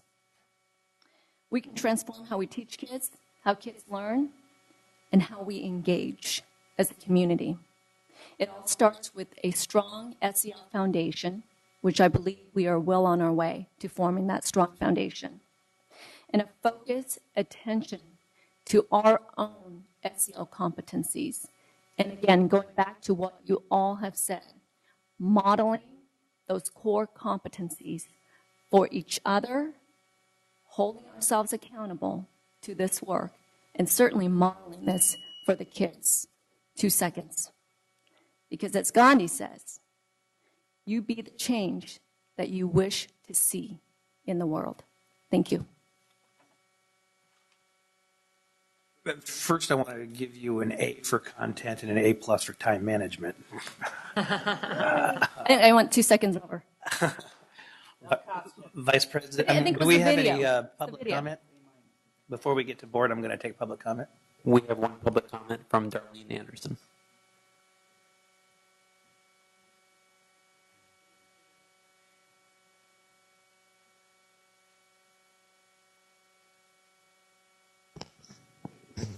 Hi, Darlene Anderson. I think the most important thing about this work is the transition phases between grade levels. I think the district has to be responsible to ensure that children are really ready to enter into the first grade and that they're reading and writing by the time they leave the sixth grade. And that seventh and eighth grade are really preparing students to get credits in the ninth grade and eliminate the alternative educational programs that kids move into so quickly when they don't make those credits. There's lots of work to be done. So much work that you have to imagine why a child would act out in the eighth grade or the ninth grade when they're in the classroom and they can't read and write and they're disturbing other students. And we're talking about engaging students. This district has a responsibility other than not counting transfers when students move from their home school to an alternative program. We don't even report that data anymore. Parents wouldn't know how many kids are actually going to the alternative programs. I think that this district is not doing fixing school discipline because we're really not talking about fixing school discipline. I understand that Oakland Unified, LA Unified, and San Francisco Unified school districts are talking about elimination of the willful defiance issue and moving students out of the classroom. This district needs to do that work. Too many of our kids are sitting in the office during times they need to be in the classroom engaged in learning. And so when we figure out what support we're going to give our teachers so that they can keep the kids in the classroom, then we'll do the work. Thank you. That's all the public comment. Is there comment questions from the board? Vice President Wu. Thank you again, Ms. Lee. Can I direct your attention to page 13 of your slides? It's entitled SEL and NCLB waiver. Looks like this. So, is that where we're moving towards? So are we looking towards, in educating our students, emphasizing about 60% on academics and 20% on social and emotional, and then culture and climate, another 20%? Is that what the future looks like? So we're talking about looking at indicators in terms of how we're going to measure kind of going forward. So just to be clear, quite a few of the indicators are still in development. And as I was alluding to, social emotional learning actually applies across the board. What we're saying is that previously we mainly focus on academics. And what we're drawing more attention to right now is the social emotional components in addition to culture and climate, in saying that both of these actually feed into how students achieve. So earlier this evening, we had comments from the president of the SETA regarding the core waiver. And so could you explain how this NCLB waiver works into that process then? So the comment about how the NCLB waiver works into The School Quality Improvement Index. Okay. What does the waiver have to do with it? Okay, so the whole point about the waiver is really thinking about how are we going to hold ourselves accountable if we shift away from AYP, right? And what we're saying is that we want to focus on the whole child. And looking at the whole child, we're saying that standardized tests are not the only way of gauging learning. We have to gauge learning more holistically. So in that process, let's look at if we are going to look at multiple measures, what would multiple measures look like? So this is an initial attempt. There are still quite a few pieces that's in place. What we're doing is work with really 7 other districts to collaborate and say, across the board, what do we think are important? How do we go about in weighing these things? Although the 60%, 20%, 20% are kind of the initial setup, there's still teams that are going in terms of clarifying, what do we mean by persistent rates? What do we mean by graduation rates? Those are the technical pieces. Then there's actually the more complex pieces in terms of the non-cognitive skills. When we say, how do we gauge whether students are making progress along social-emotional fronts? What does that look like? So the way we talked about it is through the 5 competencies. How do we gauge whether students have been making progress around these competencies? And, unlike academics where it's kind of clear and we've been doing it for a long time, a lot of these things are not clear yet. And so it requires people to come together and, we're still seeking different stakeholders to provide input in terms of what that looks like. What I wanted to say was, in a lot of ways, in kind of doing this social-emotional learning work, it's really kind of, I talk about the transformational aspect of this, and I truly believe that. I'm drawn to this district because of that. But it's also developmental in the sense that this is really the leading edge of education in some fronts. We haven't figured this part out. It's a learning process. So in terms of our waiver is different from most waivers in the sense that most other waivers that's granted to states are purely on the academic front. It's easy to say clearly what that looks like. In our case, it's developmental. It's under construction in a lot of ways because we have these social-emotional pieces. We have the culture and climate pieces. And those particular pieces are not necessarily fully defined, and it's looking for input from different stakeholders to actually define them. So if I could summarize then what you just said, without the waiver, because the waiver is so narrowly tailored and restrictive in terms of what it measures, without the waiver we could not have branched into expanding our academic program to include social and emotional learning. Okay. Sorry. So I do want to say that we are bringing the waiver back to the board to explain more on our progress as well as what the work has been around the waiver, and that is definitely scheduled for future board presentations. But I think it's important for us to understand that what the waiver is allowing us to do is actually develop a differential tool that we can actually look at what our schools are actually performing at. So the connection with the waiver is that through the School Quality Improvement Index, which is the index you see in front of you, we are actually creating a new way of measuring and determining where schools are based on these different domains. Whereas before we were only looking at academic domains, through the waiver, what the waiver has created a framework around, we're really looking at more of an expansive framework of measuring career and college readiness.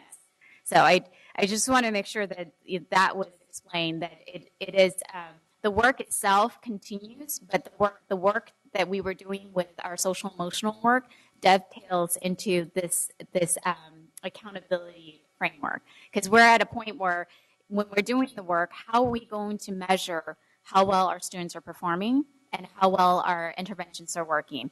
And the quality improvement index will help frame that conversation. You said it much better than I did, sir. Thank you. And I think both are correct in all elements. I think the easiest way to think through this is a waiver. It's a waiver which allows us to not be beholden to NCLB. NCLB required to only have academics as a measuring tool. The waiver, and the waiver lets us put that aside. Member Rodriguez. Thank you. Thank you, Vice President Wu, for asking the question. Wasn't going to touch the subject tonight, but now I will, since it's been brought up.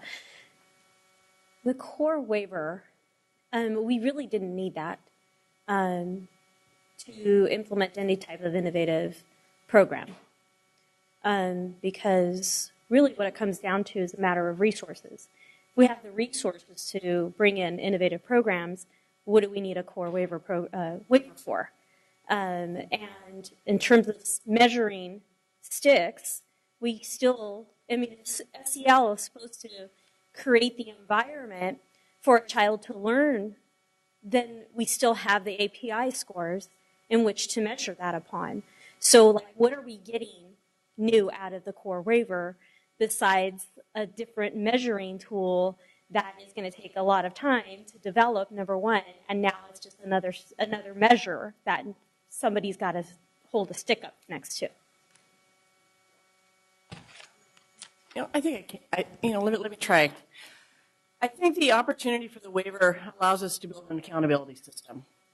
At this point, because the CSTs are no longer in place, we are beholden to either the state of California to come up with an accountability tool or the federal government to come up with an accountability tool. The waiver gives us the opportunity to build our own with stakeholder input.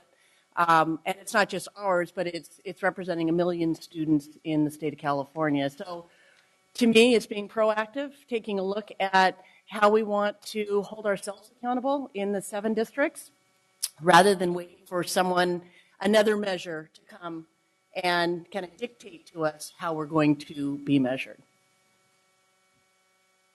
I might add one more thing too. So, accountability for accountability's sake is problematic. And I think the differentiation here is there's kind of a support mechanism. Now, my C just talked about relationship and collaboration in terms of that learning process. What it enabled us to do is actually kind of collaborate across districts to learn from one another and learning best practices as well. I'm sorry, I don't want to be adversarial here, but I just don't see why we needed a core waiver to do any of that when we could have done it ourselves as a proactive board. LCAP and LCFF are coming in to give us more accountability, and then we are creating our own structures at every single district. So I just see this as an extra type of layer, just like similar. We are going to agendize the core waiver so we can Exactly. get into these things in the future. So Yeah, and like I said, I wasn't planning to touch the subject tonight, but we had a member up here that did. So I want to make the case clear as well. When it comes to a program like SEL, we didn't need a core waiver. So I'd rather not see core waiver be attached to something as great as SEL, which is pretty much a shift of the adult in the classroom interacting with the child. And that's what it really comes down to. Because we don't need the core waiver to measure that when we have an API, when we have the academic performance index that's going to clearly indicate whether that teacher connected with the child and whether the child learned, and then the child has then scored better on their examination. Just as we saw with Miss Rita, whatever her name was, Rita Pearson. She had that mind shift, and she was able to tell the child in a positive way, you're on your road. So to positively reinforce the child that despite the fact that you got 18 wrong, you still got 2 correct.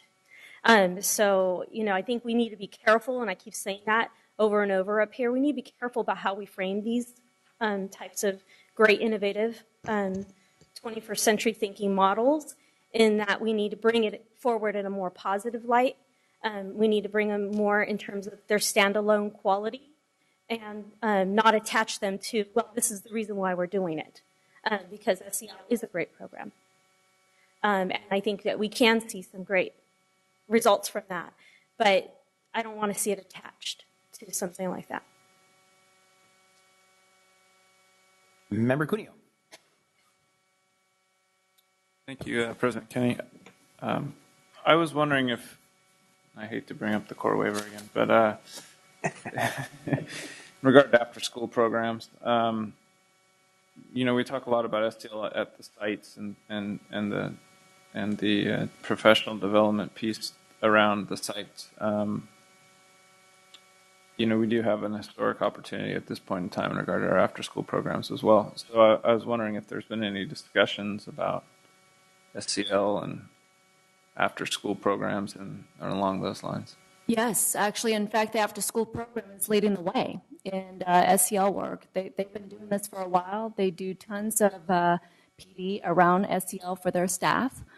Currently, the program that they're using is 180 degrees that they're using across a lot of their programs.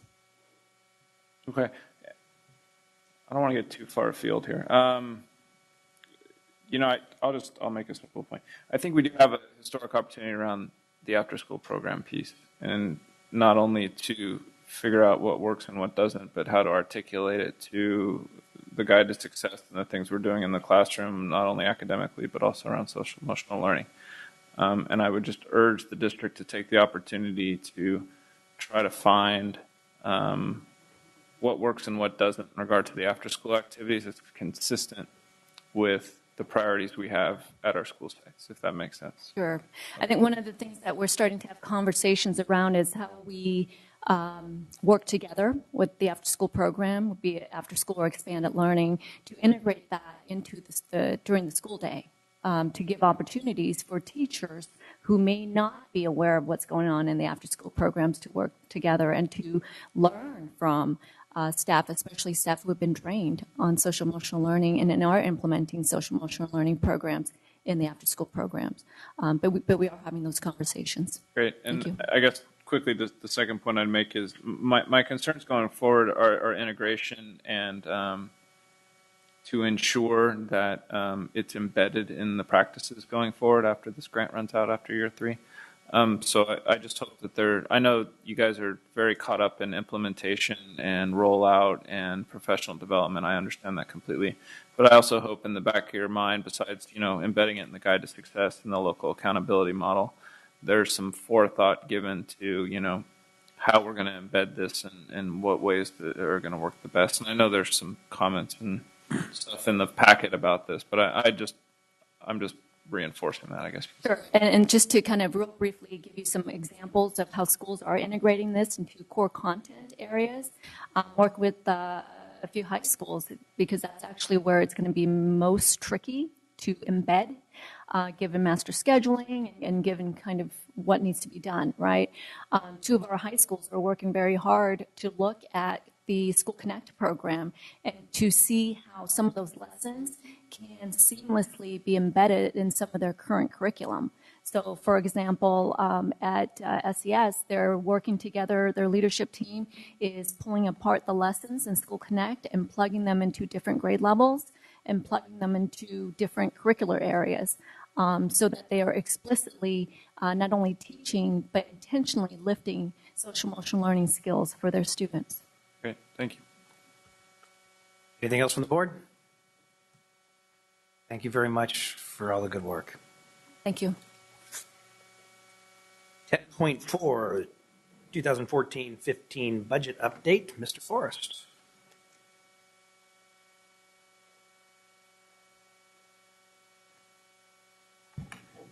Good evening, President Kennedy, Dr. Noguchi, members of the board. Shortly, there we go.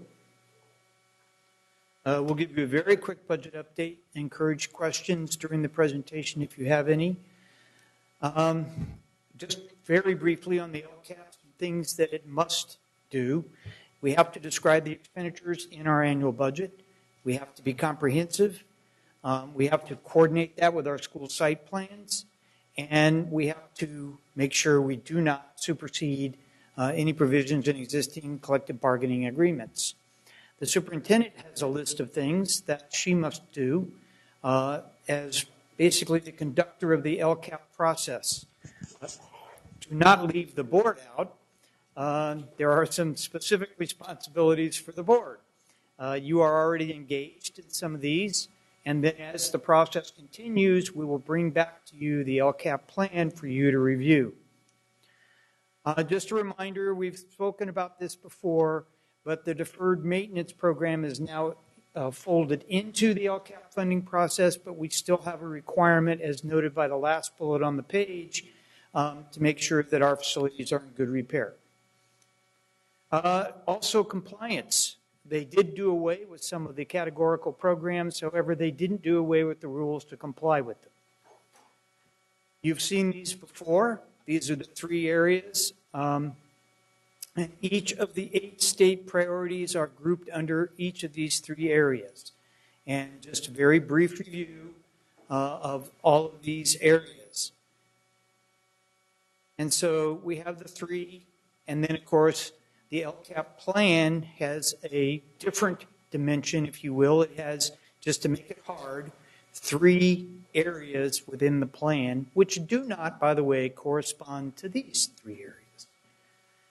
This is a comical slide, in my opinion. It is a graphic representation of the state budget process. Notice that I didn't do this slide, but they did say they were producing sausage.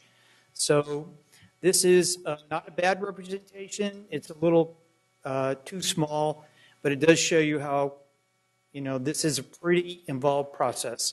And hence the reason we're going to tell you tonight that the numbers you'll see are extremely preliminary. Why? It's a long way to go within the budget process. We're here in February where the bills are just being introduced. People are now being vocal about some of the things they would like to see during the legislative session. And of course, once those are introduced and voted on, then you have to have conference committees, and many of you know this better than I do. So, where are some of the issues? This has been in the news recently. CalSTRS, there are numbers ranging from 70 plus billion to 80 billion.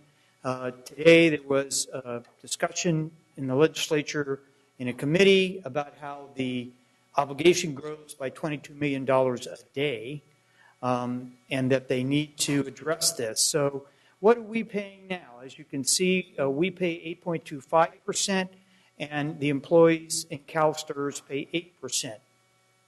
So the 3 ways that they're probably going to fix this are look at the benefits themselves, and there have been some modifications, not so much for school employees, but some of the other employees in CalPERS have seen modifications. They could take more risk with the investment. That's probably not going to happen. They're using about a 7% investment assumption, if you will. And had that actually been returned, we would have been overfunded. So it's been the recession and the dot-com bust that have caused problems. But probably they're going to have to increase contributions for all 3 parties. The 3 parties are the employer, that would be us, the employee, and of course the state. So probably all 3 parties. This is bad news for our district.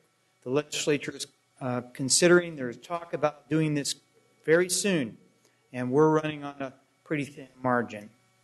As if that wasn't bad enough, we have CalPERS. And now you can see that they had some discussion just yesterday or 2 days ago. And you can see that they're now looking at the fact the same thing that is causing problems for us with our lifetime benefits is occurring with CalPERS.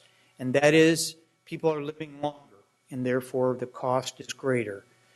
You can see that currently we pay 11.442% and the employee pays 7%. So we would expect changes here.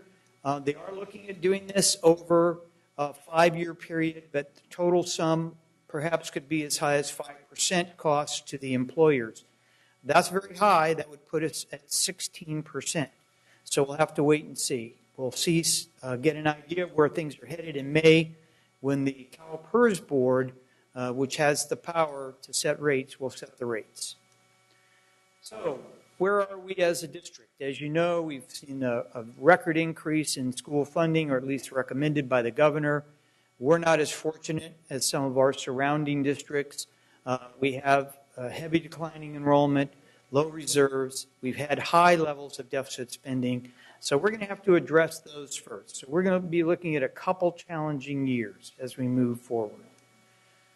In addition to that, the Legislative Analyst's Office does not agree and is recommending against the governor's proposal to make the funding certain, or at least give us a guarantee that it will be funded from year to year. So they're recommending against that at the present time. This is a slide that goes in and we attempt to show you what the LCFF looks like this year. So we're really looking at this year's budget. We're trying to break it down. You can see that $51,764,000 is the combination of the supplemental and concentration money. We haven't quite figured out how to get a good calculation on the foster youth. Remember, it's foster youth who are not either an English language learner or free and reduced qualified. So there will be a very small number of those children. So we break this down. This gives you an idea how the budget is formed with regard to the money. We're going to show you a little bit different view of this, a little bit easier to read in a minute. This view shows you what's called accountable and not accountable. We've been talking about this. The bill refers to it. So 80.35% of our money this year what would be called non-accountable. No one's going to come in and ask us what did we do with that much money, the $228 million. Accountable is the supplemental, the concentration, and the transportation. You'll see in a minute, no problem on the transportation. The requirement is that we spend the same amount or more that we spent in our base year, which was last year. We're spending considerably more than the money we receive. So this is just background for now. As we develop the LCAP plan, you'll see more detail. So this is a major function analysis. So this shows you in this year's budget, how are we spending our money? You can see 65% goes to direct instruction. Another 7% is into instructional related activities, pupil services, another 6%, parent participation. There's that transportation, 3% of the budget. We received $4 million and we're spending $12 million. Significant problem. So that's this year's current budget. Got a question about that. Yes, sir. Board of Education, $3.5 million. Yes. That's all of the things that's board and superintendent. So that's all of the things the state defines as Board of Education, and there are a lot of activities. We have significantly more detail that goes into that. But no, you don't cost $3 million. But that's how the state defines it. It would be a little misleading otherwise because it says $3.5 million. But well, that's because that is what the great state of California and the standardized California account code structure requires us to code. It'd be useful for me to at least see a little bit more of a breakdown so I understand what's in there. Yeah, we have more breakdown coming. Thank you. You'll see. Let's hold the questions till the end. I know, and the chair just said, let's hold the questions to the end. Here is a little more breakdown for you. This is not intended for consumption on this slide because we put it in a little bit easier to read format here. Now we've taken the LCAP priorities and we've taken that same amount of money that's in the total budget. And we said, well, what would that look like if we did it this year? So you see student achievement would basically be under priority 1, and we show it to be 64% of the budget. Implementation of Common Core is 2% of the money, and we can go through each of the LCAP priorities. The non-LCAP priority is 11%. And so what's in the non-LCAP priority? For example, general administration, school administration, Board of Education, IT, those expenditures not directly related to students are in the non-LCAP. Still a requirement, we still have to do them, but this is where we're placing them. We've been asking for more definition from the state. It hasn't been forthcoming. So Here's just another view. This is the money that's coming in. In theory, we would be eligible for $30,744,000. We are going to lose $9.9 million due to declining enrollment. We are required by statute to honor our collective bargaining agreement, so you'll see a number of expenditures associated with those. We have some fixed costs, like our utilities, and we have the school resource officers that we're showing. We have a contract with the city of Sacramento that we have to honor. So you can see this portion. That eats up 60.13% of the anticipated net new revenue. Right now, we have some recommendations for the board, and as part of the LCAP process, they are recommendations at this time, but we would like to see the counselors remain to be funded. Currently, they are funded out of one-time Title I money. We think they should remain. We'd like to end the furlough days. We only have, this is the last year you could have them anyway. And then we've discussed this, supplies for custodials, additional custodians, and then there's a concussion program that we believe should be instituted for the sports. So those are a list of recommendations at the present time, but that's all they are at the present time. As we move forward, you can see that there have been some other things with regard to the LCAP. Remember, the LCAP is a 3-year plan, and remember that it involves many, many moving pieces and must address the entire budget. So to date, we have, as part of that, allocated funds to all schools, and this is just a brief summary of that all schools received a portion, and this is just an excerpt. You can see how much went to the elementary schools. We've taken the middle out to show you that, but basically we're showing you the 100% free and reduced schools, and then even the schools that are significantly below that, the ones that would not qualify for Title I money, are receiving money here. Here's the middle school and the high schools and a total. And this has been done as part of the budget process, and they should consider that when they build their site plans. Here's a little bit different view, and this view says that if you look at the available money coming in, 49% goes directly to fund our collective bargaining agreement requirements. We have some strongly recommended items. We lose 32% due to declining enrollment. This is the 3-year projection you've seen before. It's been slightly updated with the most up-to-date information. The bottom line here is that green number right in the middle. So at the present time, we're showing $8.3 million available. We've made some recommendations for part of that money, but this is the money that would be available theoretically for allocation through the LCAP process. It does show that next year is going to be very difficult. Again, due to declining enrollment mostly, and a lower than this year funding from the state. And then these are the reserve requirements, and then shows the addition of the reserve going up. If you were to take what you see here, and next year as a recommendation, here's another global view of the budget. 42% would go to certificated salaries, 12% to classified. Employee benefits, 22%. Our other post-employment benefits are 5%, or $22 million out of the general fund.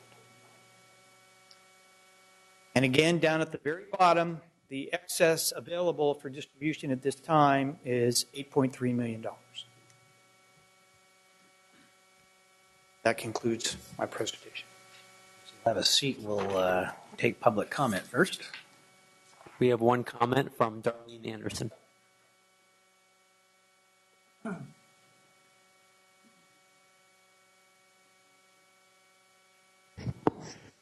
Darlene Anderson. It's really kind of troubling when we're not talking about the real purpose for local control funding and why this district took the waiver. This district took the waiver to have flexibility in the funding that they needed to utilize that year. But when we're talking about the LCAP, we're talking about local control funding and who should it target. We haven't had a conversation about the students who are failing in this district and the students who are on the bottom. special needs, African American, and bilingual students. We're not having that conversation. We're talking about all the other priorities when the public education system is to utilize for children to get an education.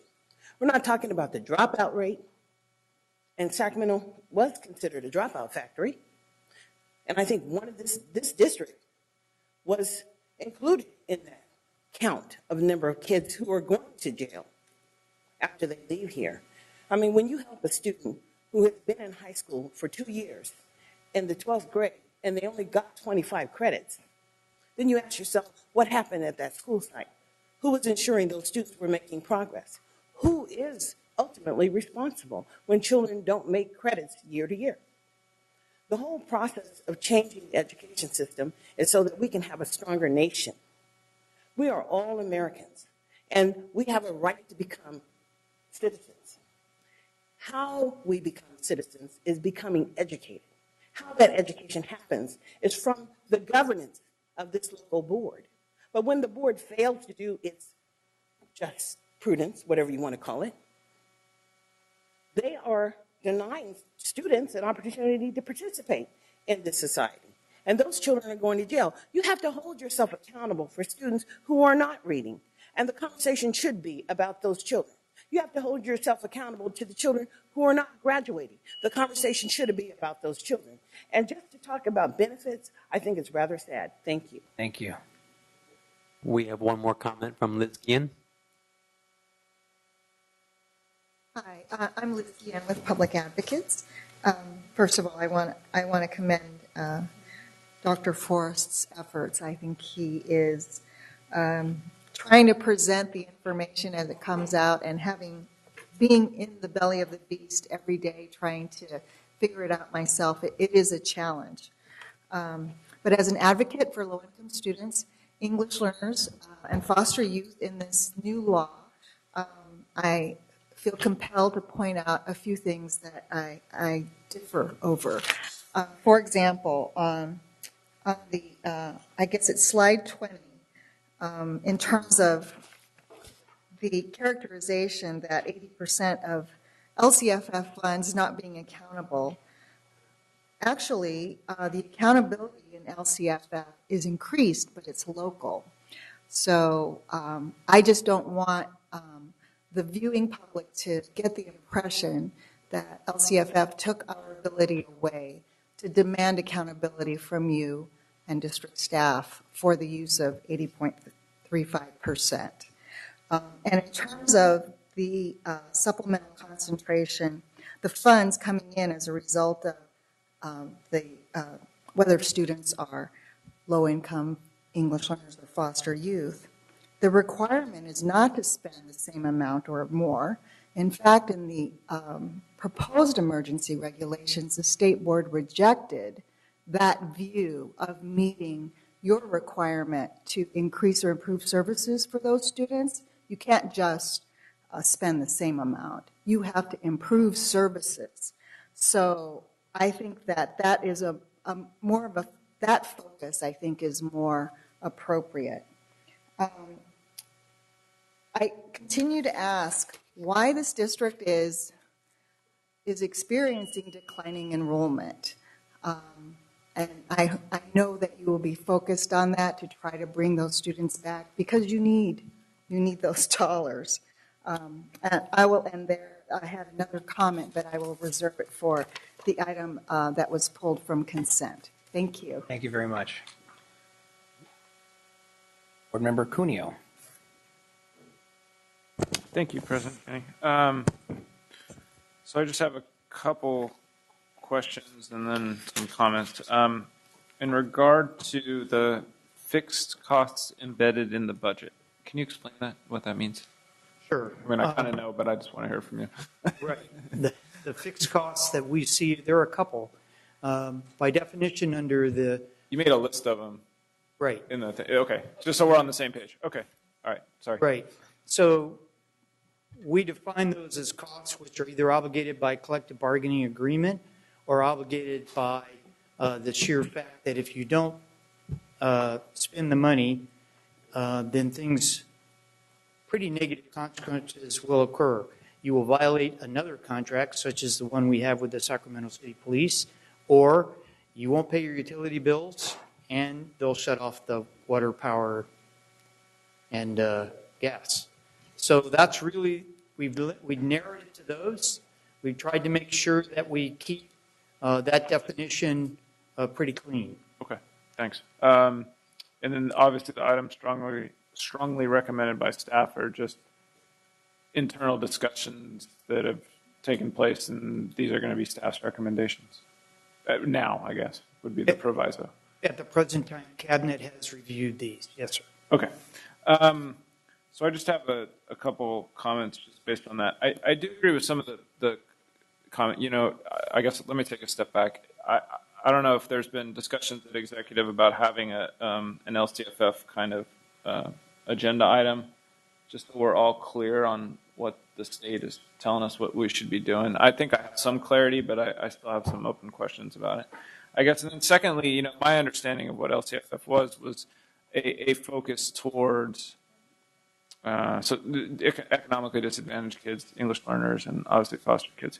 And although I can understand, because I've been through the budget cuts we've been doing, there seems to me to be an absence of a discussion of how funds are going to actually help those kids.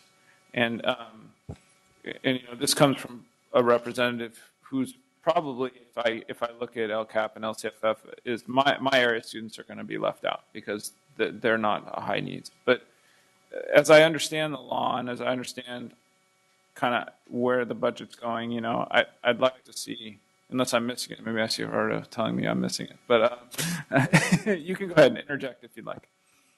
But I guess I'd like a more robust discussion about that. I mean, from what I'm being told by the state is, here's the kind of our priorities, right? This is why we're giving you more money, supplemental concentration grants and those types of things.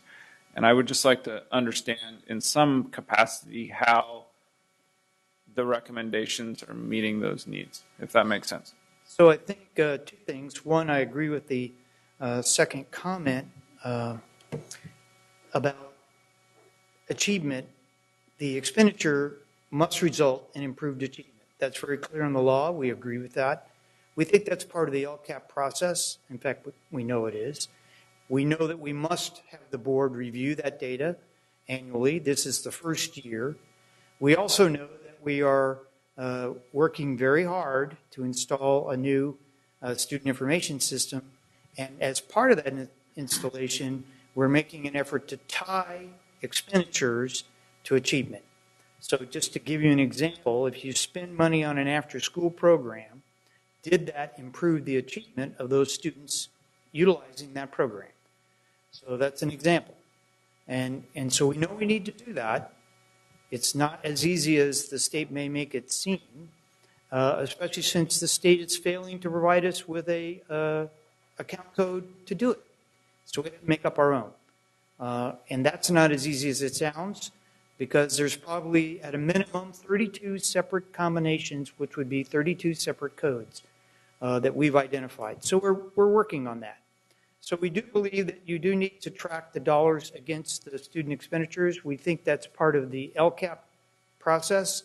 This is more of a numbers briefing tonight, and we are attempting to show you that. In addition, we have, on this slide, shown you that $9.8 million has been distributed to the schools based on the exact definitions in the law.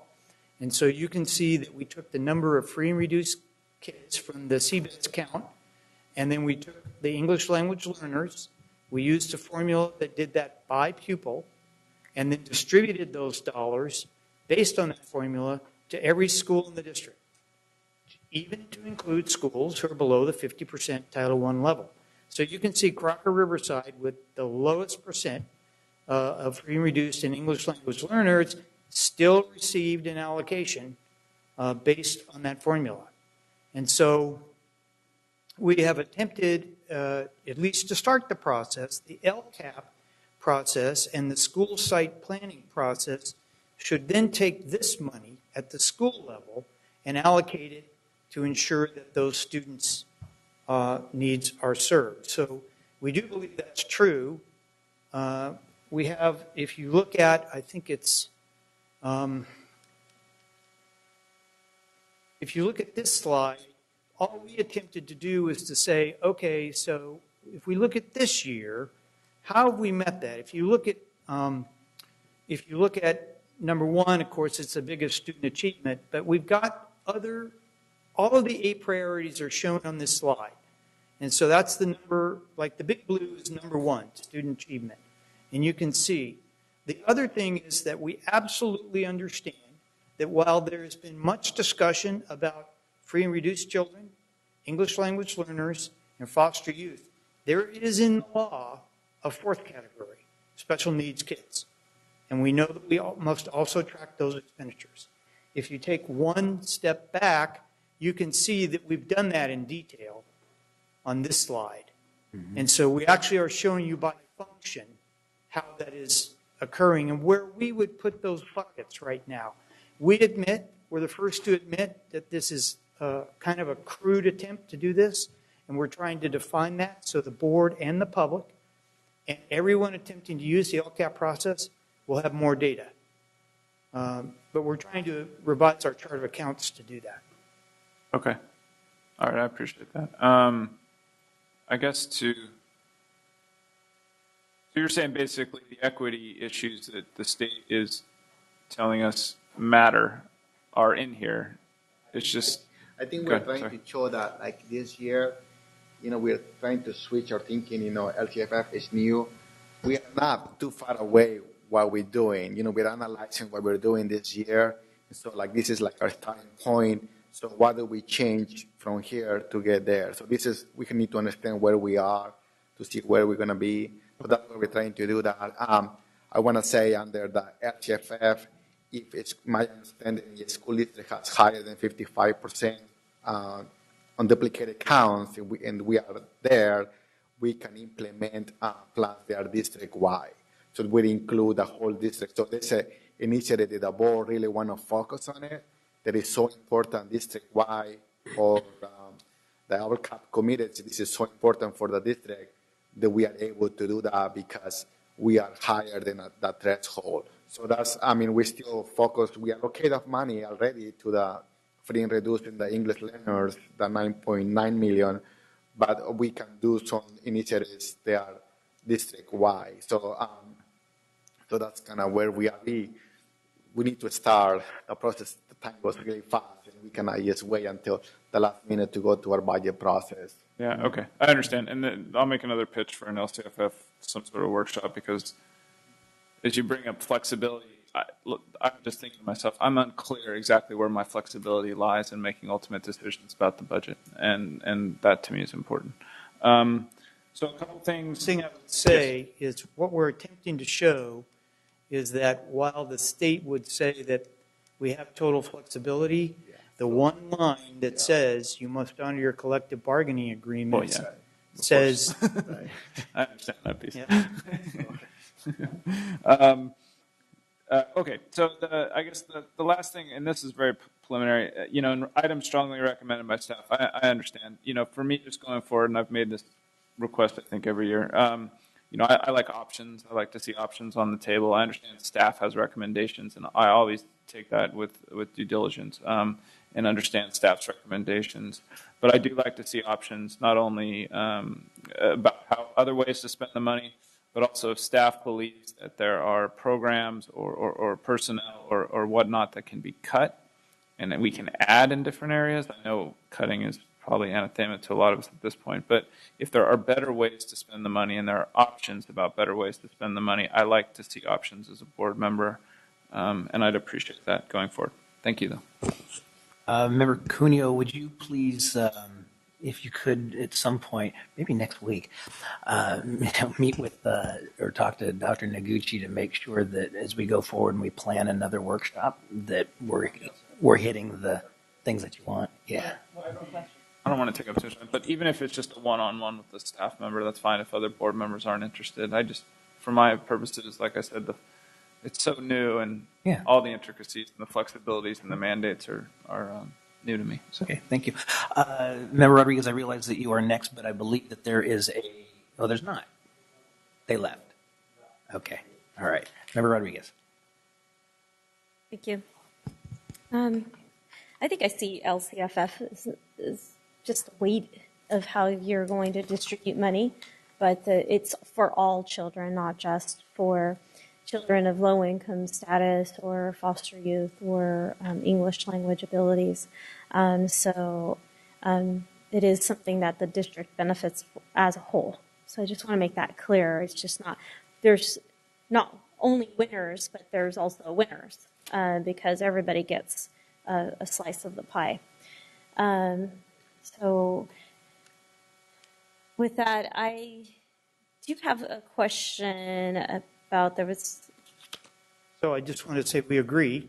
Thank you. The first two bullets on the first slide, it is just the plan must support all of the budget, and the plan must be comprehensive.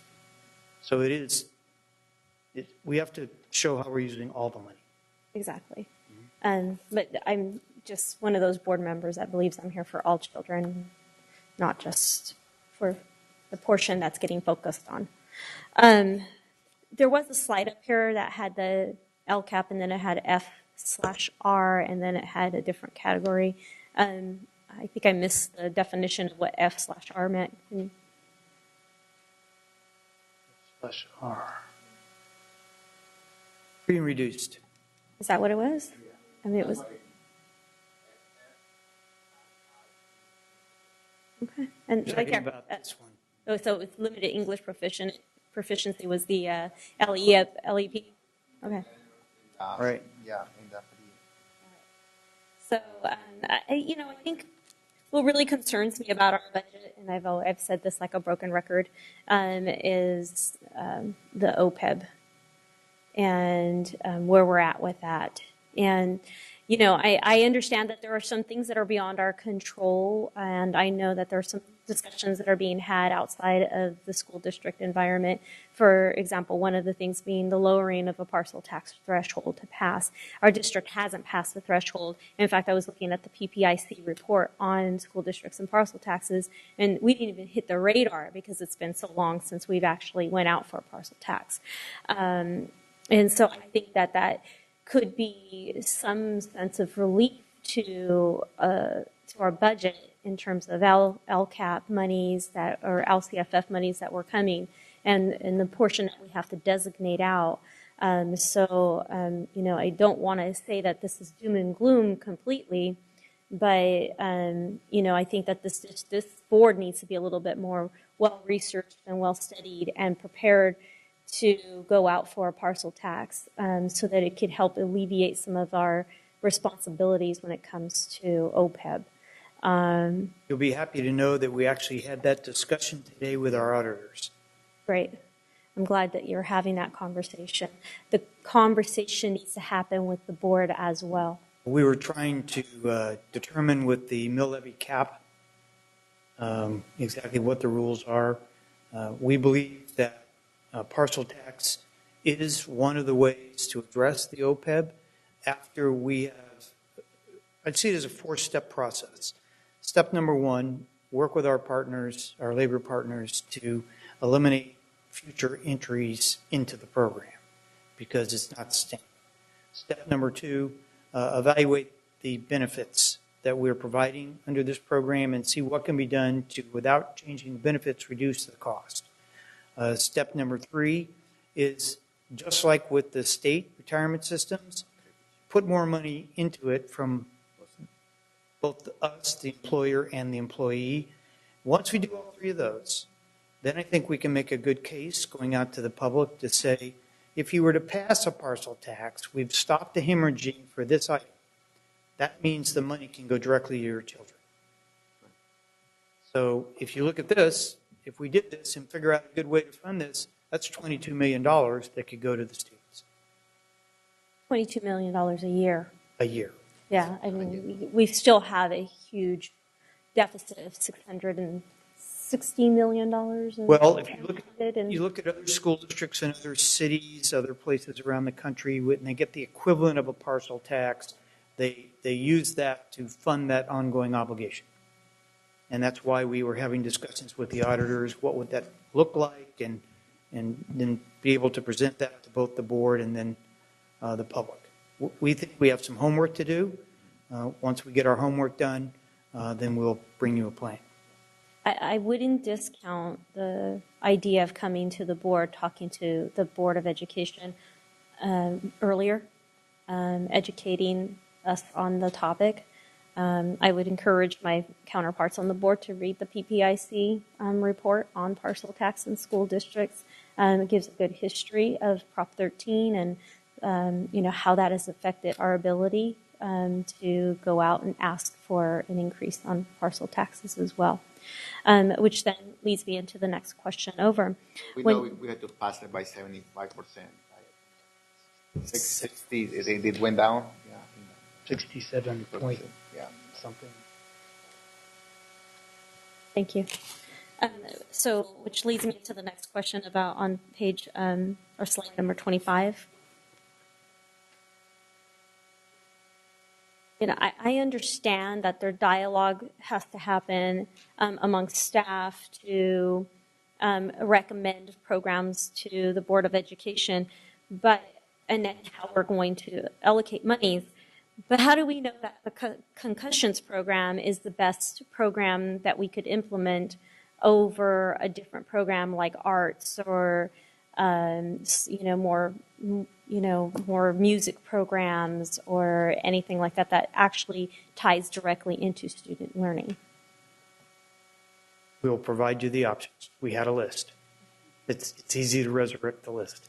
Yeah, I'm just, if you can get where I'm going with this is that the more information we have in terms of what preliminary discussions you're all having, the more we're able to feel comfortable in approving where these go, and we should have these dialogues and open as well, so public knows.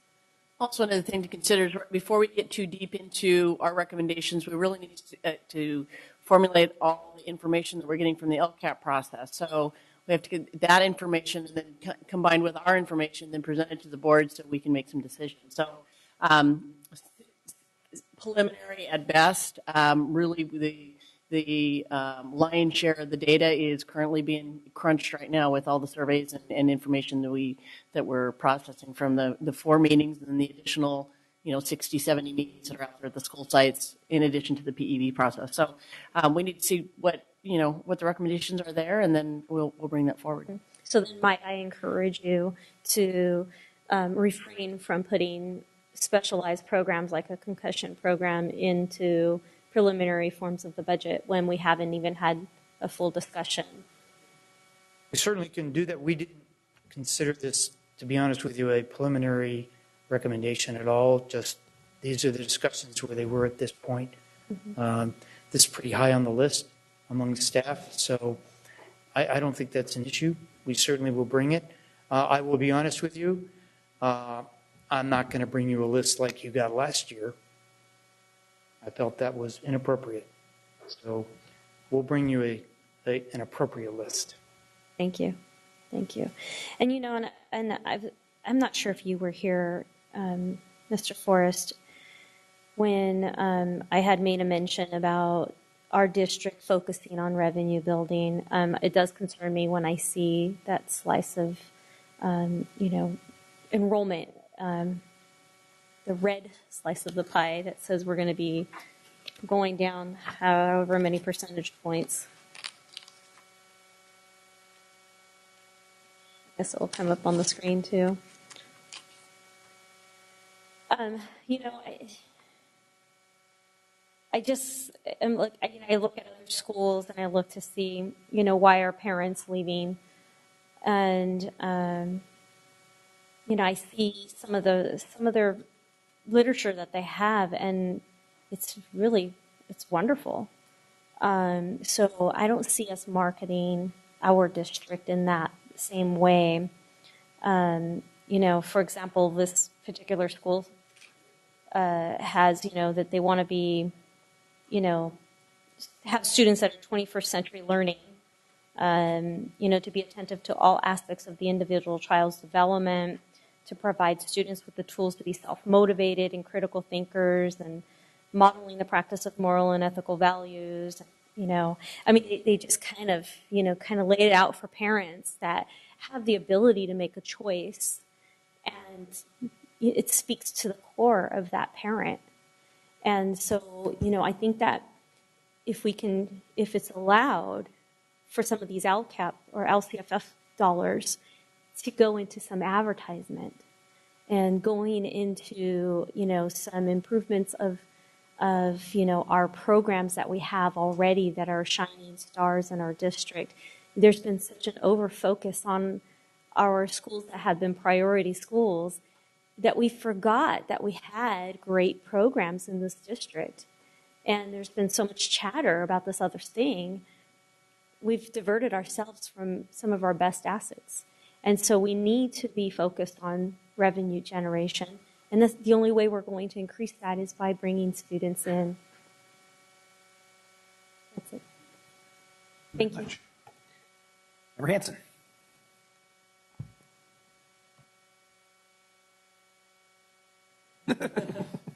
All right, good lost, mesmerized. I had a quick question on the Prop 39 funds that the district was allocated for water and energy conservation. Obviously, if we spend that quickly and appropriately, that's something that can help save us money for many, many years, all the years to come. Where are we at with that? And we're looking at some quick strike projects that can. I actually had a slide on Prop 39, but wanted to keep this brief. So we can certainly provide you with an update. I know that Ms. Allen has got a list, and there have been some discussions about that. I believe it's scheduled for cabinet again to talk about it. So it's in progress. So we'll put that together for you. We'll agenda something soon to. Any other questions? Thank you very much, gentlemen. Thank you. 10.5, selection of superintendent search firm. As the board knows, we had a meeting on February 13th in which we evaluated the 3 proposals that were sent in in response to the RFQ. And Leadership Associates was the firm that the board in an open meeting selected or chose to select tonight. We are being asked to take action on that. I would like to make a motion to approve the selection of Leadership Associates for the search of the superintendent, subject to ratification of a contract.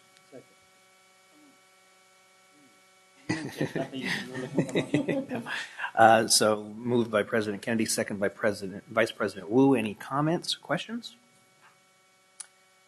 All those in favor? Aye. Opposed? Abstentions? Thank you.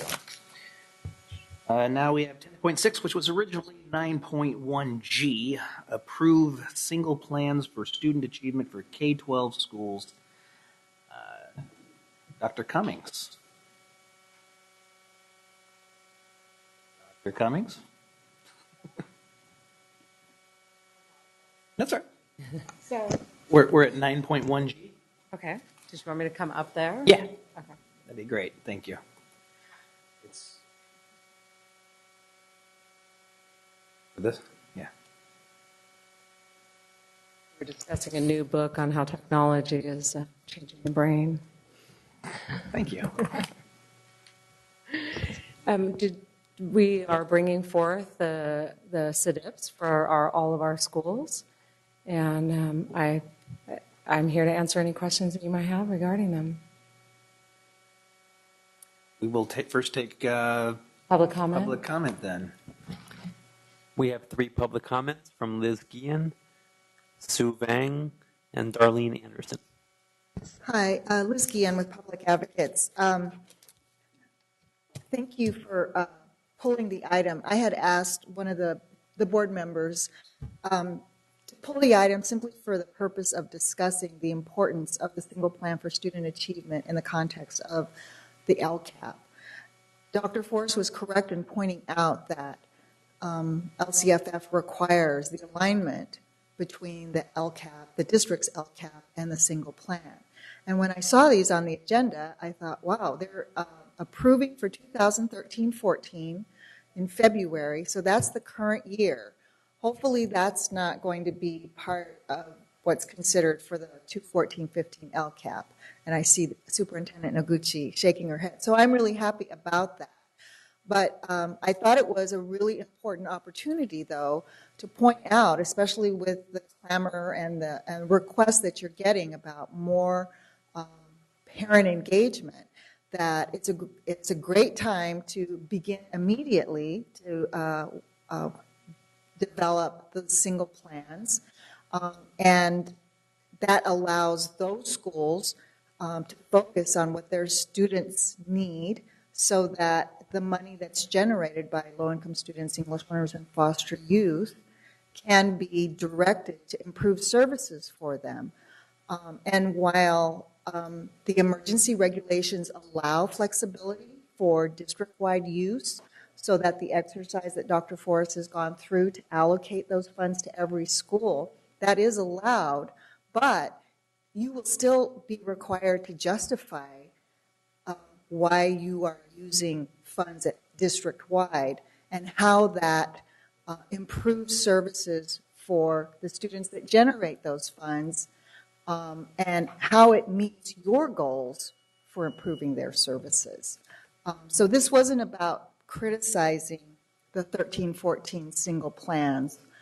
It was about pointing out that it would be great to begin starting the 14-15 right away, and to align the conversation with the LCAP priorities, because LCAP requires that the site plans also, or that the LCAP be done for the schools themselves, or those priorities be developed for the school sites too. And so it would be a convenient tool to use for both. That's all. Thank you. Thank you very much. I've received assurances from the superintendent that we are working on it as we speak. That's terrific. That is really important, and I offer myself as a resource, and I have some other colleagues who offer themselves as a resource. Besides public advocates, I know Children Now, Californians Together, Ed Voice. We've met with the interim superintendent to talk about that. But that is a critical, critical piece. Thank you. Thank you very much.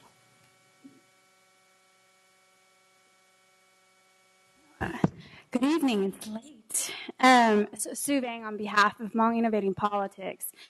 We also don't have a position on this item either, but we do want to take this opportunity to, one, concur with the comments and concerns that the previous speaker brought up regarding the LCAP and aligning the school site plans and SEQA plans to the LCAP, and also want to recommend that the district begin or immediately adopt guidelines and guidance to individual schools as they begin planning the 14-15 school site plans.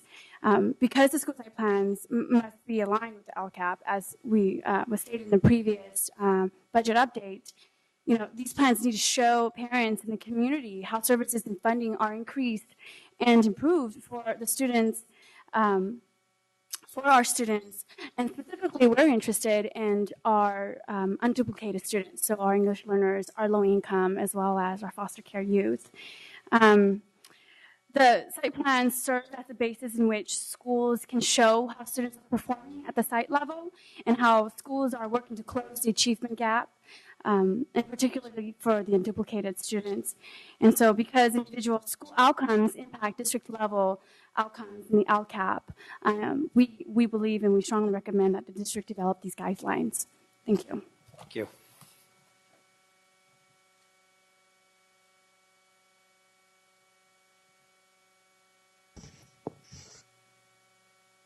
Darlene Anderson. And thinking about the single plans for student achievement in the SEDIP, as it's called right now, and Section 11-118, when we're talking about Title I and parent involvement and the district's responsibility to ensure that all parents are engaged, it's not happening in this district. There are so many disengaged families. And if anything at all, Low-income people know that they have to follow the rules, or the rules will impact them as a family. I think that when we're building collaboration as partners with families, we really need to provide them a service and ensuring that they're understanding what their role is to ensure that their children get to school besides the punishment part. The punishment part comes in when families are being documented. And then they have to have a little hearing. And then that process was established last week or last month when we came in, earlier the part of the month when we talked about the SARB and how that affects families. But I think that the LCAP process is going to keep track of that. The number of kids who are going through disciplinary actions and the number of kids who are basically not being successful.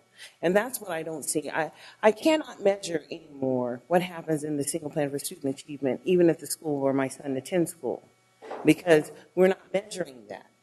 And when the district says that they hire staff to close and target the achievement gap, you can't measure that either, because we haven't had a conversation about the number of employees that were hired to target closing the achievement gap. So when we're talking about the LCAP process, it's really kind of foreign to me because I don't see the work being done. And I think that we have to open our eyes and figure out how this is going to happen, because Sacramento will not change without the board's oversight. Thank you. Thank you.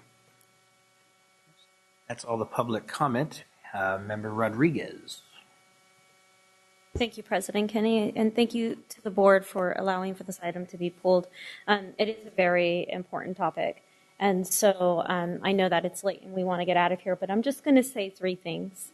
And it's not a critique on this current plan, but it's some concerns that I see throughout the district right now. One of the things is, the quality of service that we're providing to our families in the district. I think that comes, and it speaks to the matter of, of engagement, public engagement, and how we see that coming into our district. So we need to ensure that we have high quality customer service and that we engage then all parents at all levels and meet them where they're at, not where we're at, and have them come to our level. And it's just, when it comes to resources, we know when we put resources into a school's site, we do see academic outcomes increase. But LCFF says, we should be looking at a higher quality of service as well for those services that we provide. So, going with the discernment and the objective in mind of, just not directing those resources, but providing the right solutions for the successful outcome of those students at that specific school site. Because every school site is different. And the only way we're going to know is if we have those first two components, successful or quality customer service and then engagement. So, and that's it. Thank you. Great. Thank you very much, and thank you to the members of the public for your insightful comments. And with that, I will entertain a motion. Moved to approve the single plans for student achievement for K-12 schools. Moved by Vice President Wu. Is there a second? Second by Member Rodriguez. All those in favor? Aye. Opposed? Abstained? Thank you very much. 11.0, we have received information. 12.0, next meeting is March 6th. The following meeting is March 20th, both starting closed session 4:30, open session 6:30. And is there a motion for adjournment? I'd like to motion to adjourn this meeting. Moved by Member Kovalchuk and seconded by Member Arroyo, I believe. All those in favor? Aye. Opposed? Abstained?